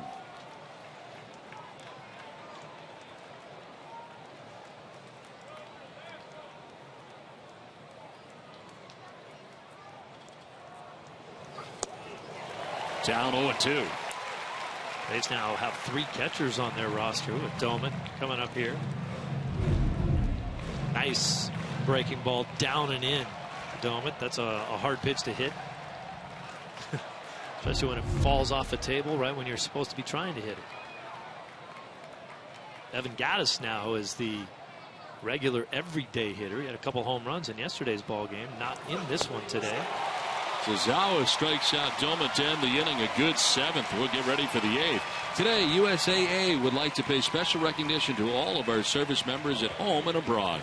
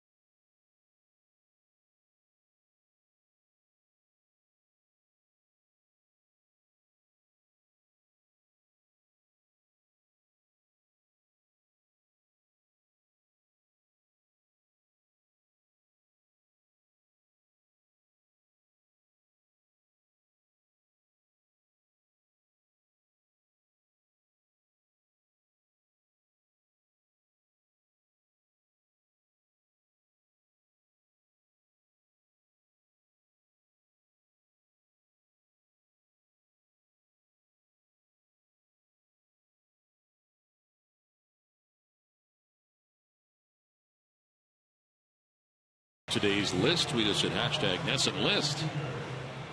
Pretty good list of Braves making their way through. Chipper's still around a lot, as you mentioned, around this ball club, and here at the ballpark quite a bit. Yeah, I think it's pretty hard for Chipper to give up the game, even if he felt like he couldn't continue to play it anymore. I think he made the right move, wanted to go out, had a really good year on his final season. His knees were certainly banged up. Presence still felt around this organization. Jackie Bradley Jr. leading it off, facing the new pitcher for Atlanta, David Carpenter, who becomes the 5th pitcher of the day for Freddie Gonzalez, as Carpenter appears in his 24th game, 4-0, 2.53 out of the pen with 25 Ks to 5 walks. Opponent sitting at 259 against him.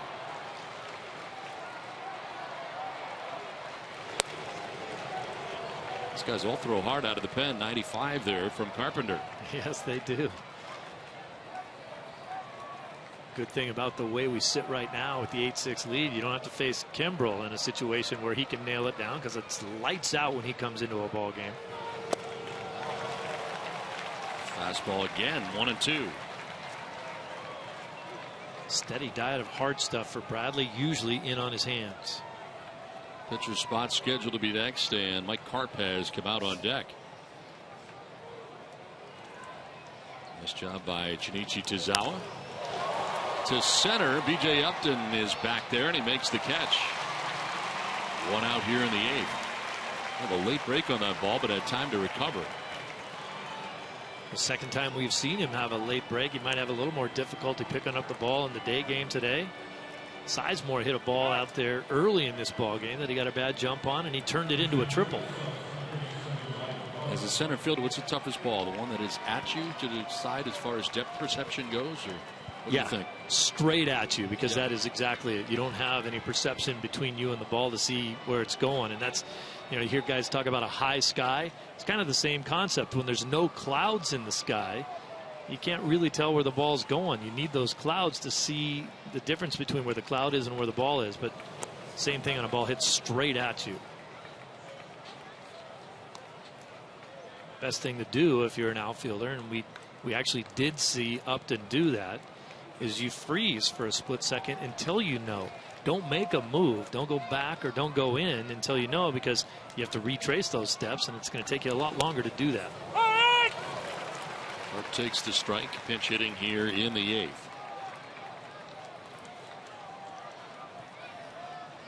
Karp getting more time at first base over the weekend in the absence of Mike Napoli, placed on the DL. But of course, David Ortiz playing first base here in this National League ballpark, and likely see him again tomorrow as the Red Sox and Braves play here and then go back to Fenway for 2 in what works out to be a home and home 4-game series. Framed and looked like a pretty good pitch, but called a ball. Karp has bumped into a little bit of bad luck. He's actually had some decent at-bats, but 0 for his last 11. It was a pretty good pitch right there, inner half. I think the way that ball was caught by Laird, actually took that pitch away. Down the left field line, this one is going to slice foul. MLB.TV Premium, the #1 live streaming sports service, is celebrating 12 years. Join the millions of subscribers. Watch every out-of-market game live and in true HD on over 400 devices. Visit RedSox.com for details. Top of the order, Brock Hole waiting on deck with 1 out here in the top half of the 8th.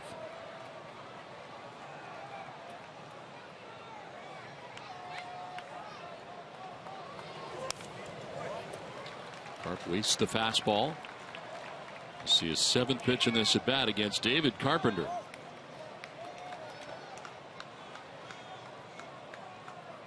Carpenter, for the most part, letting it rip right here in a 3-2 count. As a hitter, it's really tough to sit dead red and commit to it, but kind of think that Karp is going to see another fastball here. 96 and by him. That's the 26th strikeout that he has recorded, and that's in 21 2/3 innings. Good old country hardball right there, just rearing back and throwing it. Good little tailing action on that away from Karp. Nika Insurance, great service, great coverage, and a great price for auto, home, or life insurance. 2 down in the 8th, and Brock Holt, the batter. He's grounded out to second, struck out looking, double and a single, and has scored 2 runs.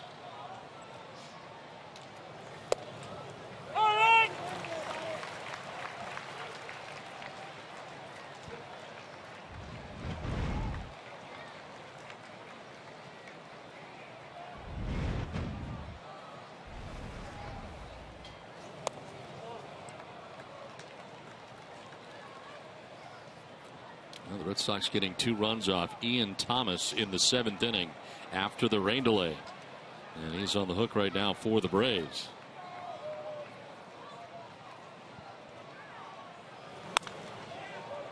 Foul down towards the tarp, which was on the field for an hour and 26 minutes. Andrew Miller back up for the Red Sox. Looks like he'll be coming in for the bottom of the 8th inning, and it'll be the top of the Braves order. Jason Hayward, B.J. Upton, and Freddie Freeman expect that anybody gets on, and Justin Upton will have a chance.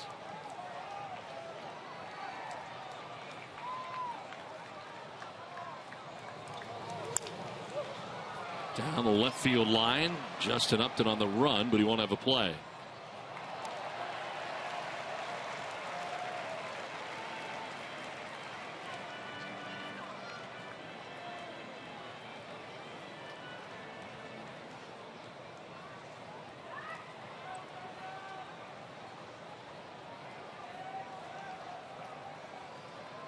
$48,501 the attendance here today. 48,501 for game 1 of this 2-game series here before shifting to Boston. Some of those fans have ducked out with the hour and 26-minute rain delay.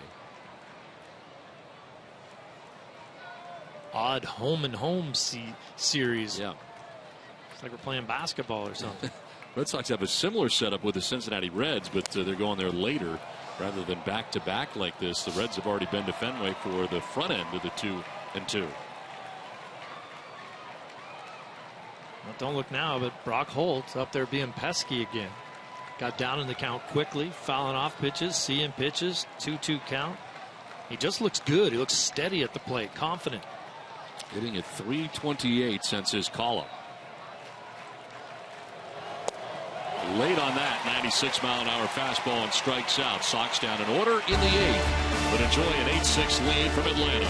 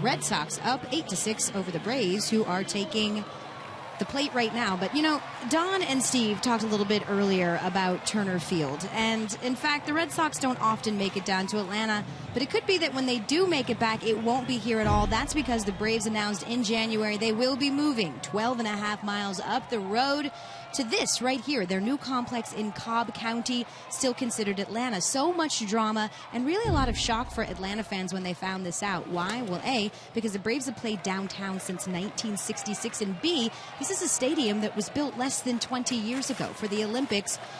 Now, the Braves say that the reason they did this is because most of their ticket holders live in the north and they want to have a smaller stadium, about 41,000 seats compared to 50,000 here at Turner Field. They also say they want to make this more of a destination. They'll put a brewery there. There'll be places to eat. There'll also be condominiums. They say traffic could be a concern. They're going to break ground next year. Wondering if 2 years is enough, though, Don, and the Braves say no matter what, they'll be playing. Ardell, thanks very much. As Jason Hayward going the other way, he's thinking two. The throw from center field is going to be, slides by the bag, and he will be out. He was all set until he went by the bag at second. Pedroia slaps the tag on him for out number 1 of the 8th.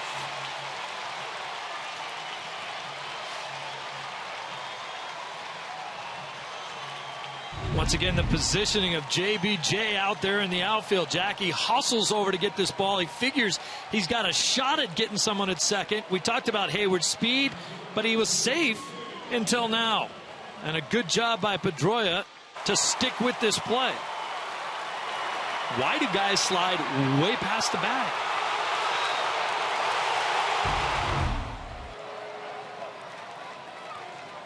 One out now here in the 8th. As Andrew Miller into the game for the Red Sox. How was that scored? Do you get an assist for that from Jackie Bradley? Because he was safe first. I'm going to say yes. Okay. Got to give it to someone, I guess. Somebody's got to get something out of that. 8-4. 8-4. It is an assist. Jackie deserves one. The hustle that he made on that play. A good throw into Pedroia. You think the reason he went by the bag is because he was trying to take an angle to avoid the tag, perhaps? I believe that's exactly right, but I think if he slid straight into the base, he would have been safe by virtue of beating the play.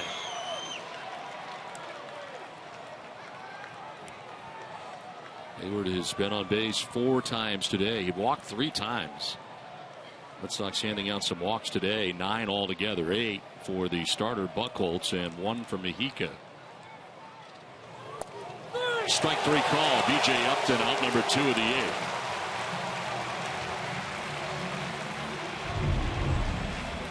Andrew Miller meaning business right here, just coming in. Hard fastball right at the knees.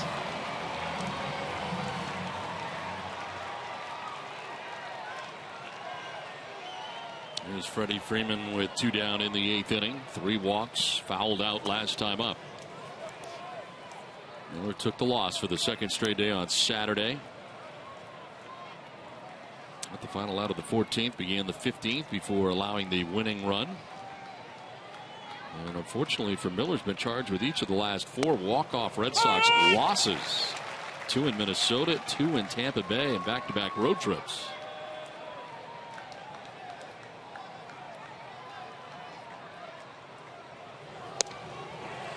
Strike 2. Kind of like the way he's coming out firing the ball today.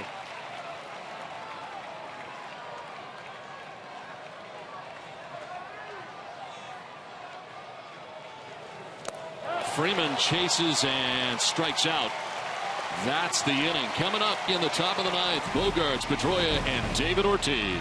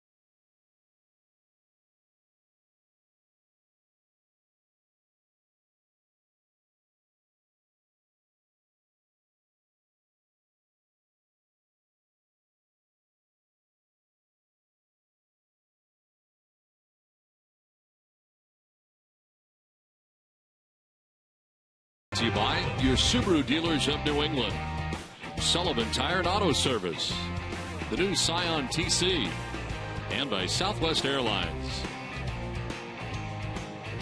Back at Turner Field in Atlanta, 8-6. Red Sox have the lead over the Braves as we get ready for the 9th inning.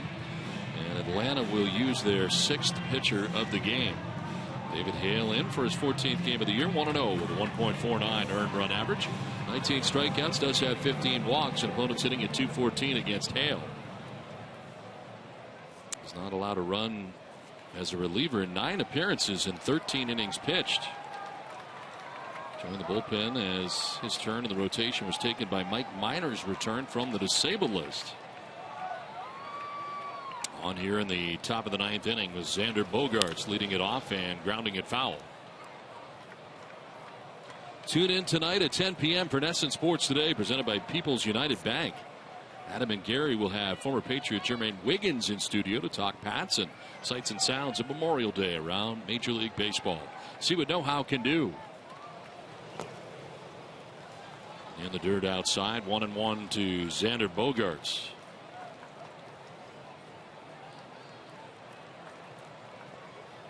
Hale had been 1-0 with a 2.31 earned run average as a starter for the Braves.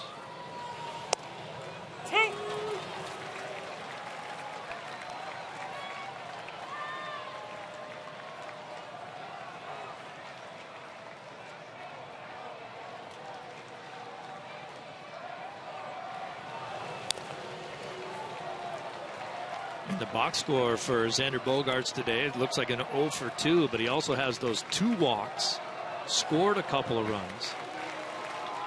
Came into this game hitting .419 in his last 8 games, which, not so coincidentally, is about the time they signed Stephen Drew, you know. Johnson at third base throws him out at first. Yeah, I mean, can you draw anything from that? I mean, the fact they sign him and all of a sudden he kind of takes off. I mean, does that light a fire under him? I mean, what do you think? Well, I think that he understands that it's defensive issues are the reasons why Stephen Drew was signed, and Stephen Drew is going to come in here and play shortstop. I think Bogaerts will still play a lot of shortstop when there's a left-hander pitching if Drew is not in the lineup. But I think sometimes when you put a little extra pressure, however it is, it can force a guy to get better or go home. And I think that we've always seen Xander Bogaerts, making strides forward this entire season as an offensive player. And I think he looks really good at the plate. Some of those are starting to drop in for him. One down here in the 9th inning. Pedroia has been aboard twice, single and a walk today. A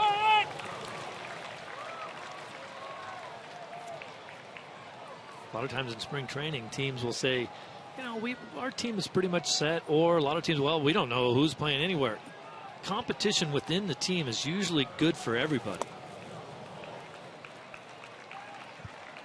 Except the guy that loses out to the other guy that beats him out of his position, and he's not so happy. End up off the roster or in AAA. Koji Uehara getting ready for the bottom of the 9th inning that'll see Justin Upton, Chris Johnson, and Andrelton Simmons scheduled to bat in the 9th. Pedroia down the right field line. This is headed towards foul ground, and it is. Well, if you have a young Red Sox fan at home, you will want to visit NESNClubhouse.com. Our new site designed for the younger fans who like the NESN Clubhouse show and want to learn more about jobs at Fenway, fitness, baseball skills from the pros, and fun facts about Fenway Park.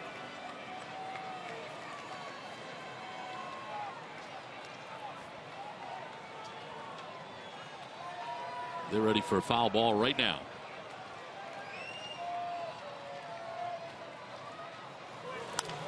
Pedroia fouls off another to the right.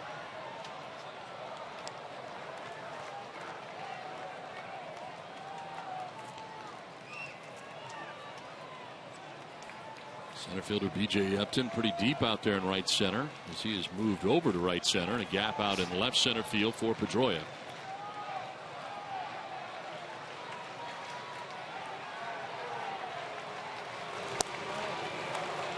Full count.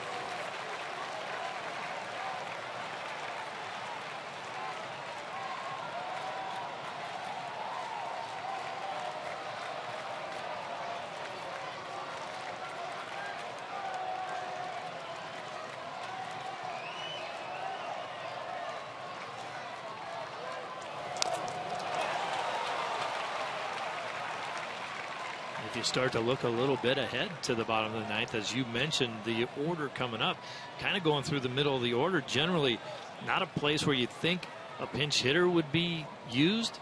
But I think I'd be surprised if Evan Gattis doesn't make an appearance in this game. I mean, he's the guy in this club. He's second on the team in home runs with 10. Big right-handed pop. Homered twice yesterday against Colorado. Well, Franklin Morales, former Red Sox reliever.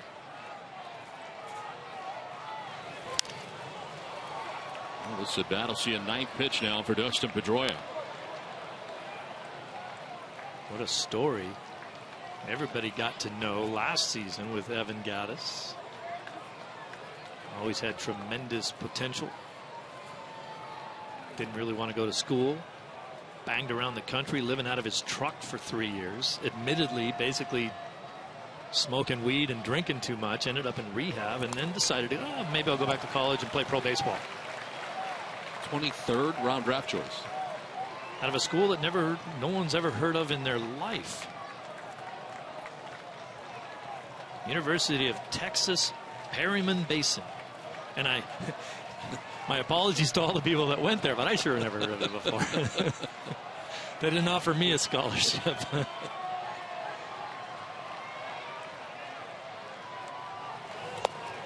Another brilliant at-bat by Pedroia. 10-pitch at-bat that turns into a walk. The Red Sox at their finest. Back in the fifth inning with the Red Sox trailing by 3 runs. Big Poppy with a 3-run home run, his 12th home run of the year, which tied the game at 6. Red Sox getting 2 more after an hour-and-a-half rain delay in the 7th inning. Now David Batts with 1 out, 1 on here in the 9th.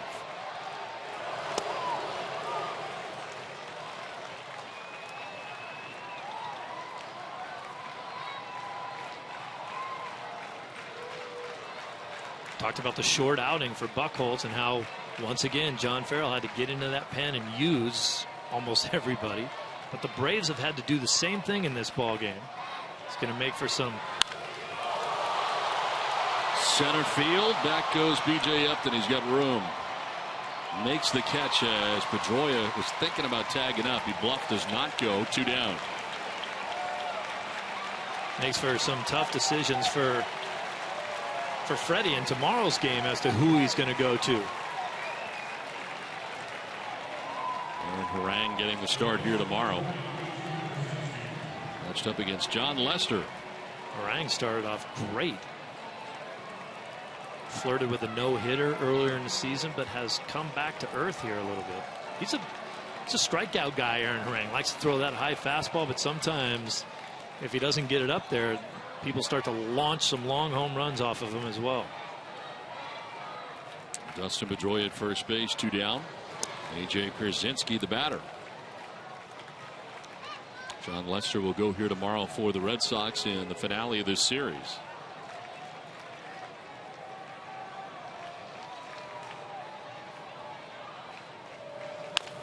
Chop to third base. Johnson will go to first. Will go to the bottom of the 9th inning.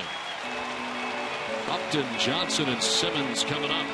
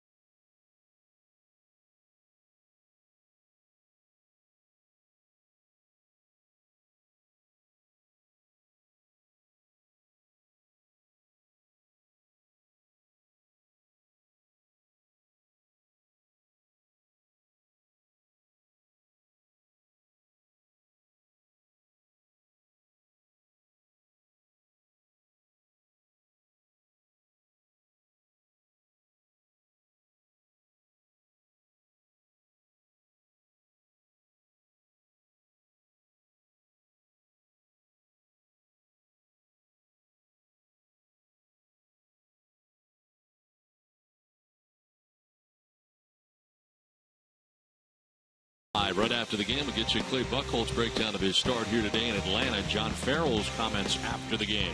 Can't go wrong when you buy right at WB Mason.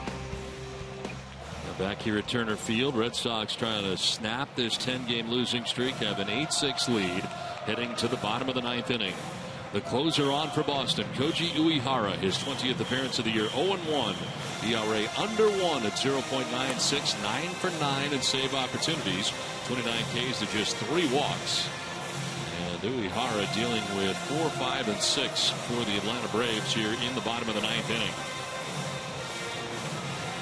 Uehara threw a scoreless 9th inning with 2 strikeouts on Saturday at Tampa Bay. His 8th straight scoreless appearance, gone 8 innings without giving up a run, 12 strikeouts in those 8 innings. Justin Upton to lead it off. He's had a good day. 2 hits, a walk, driven in 3 runs. Certainly going to face some guys in the lineup with massive power. Koji usually likes to get ahead with a fastball that barely reaches 90 and then go to that splitter.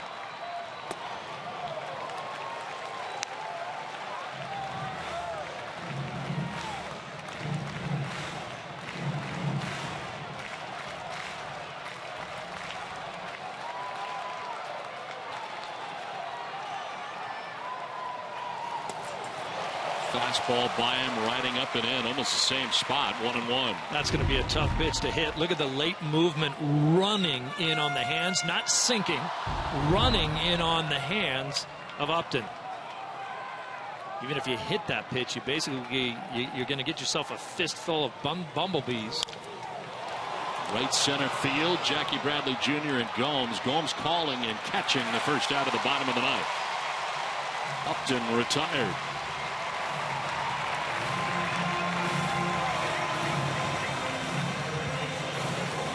Think about this recent streak that the Red Sox have been on, 10 straight losses, and with everybody being overworked, including that bullpen, the rustiest guy of all is Koji, because he hasn't been in the situations that he's supposed to be, coming in and closing games down.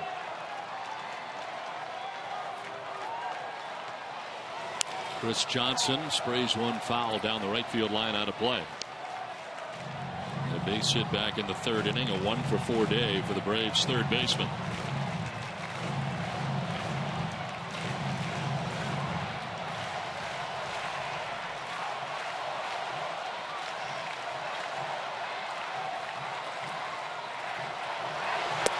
Swing and a miss.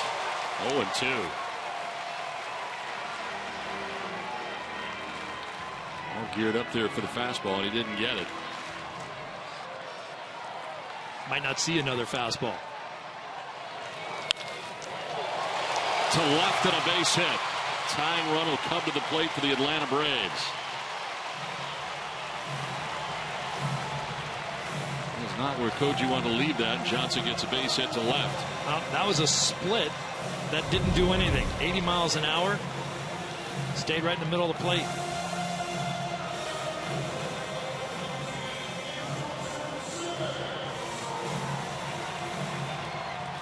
Drelton Simmons, the shortstop for the Braves, has power. 4 home runs on the season for Simmons.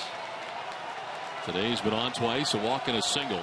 Now, as I said before, the worst part about giving up a base hit is now you definitely, unless there's a double play ball, are going to see Evan Gattis come to the plate. He would bat for Ramiro Pena, the second baseman.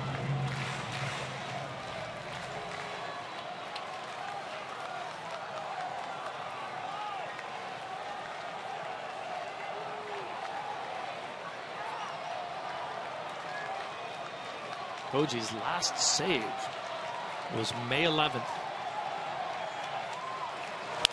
On the ground towards short, could be 2. Bogarts to second for 1. On to first. The 10-game losing streak is over. The Red Sox able to beat the Atlanta Braves today and come from behind style. As they trailed 6-1 today, they win at 8-6, and Koji Uehara picks up his 10th save of the year. A big Papi with a big day, 4 RBIs. All part of the Red Sox win, and In Uehara fashion, able to come in and make quick work of the Braves. They don't need to deal with Gaddis as he is left on deck. Yeah, or Kimbrel, who's a guy that's going to shut them down. And, he comes in to shut games down if Atlanta's ahead. A lot of good things happened in this game. It didn't start off on a happy note, but goodness. Get a little bit of a monkey off your back after winning a game after 10 straight losses. Red Sox take game 1 of the series. We send it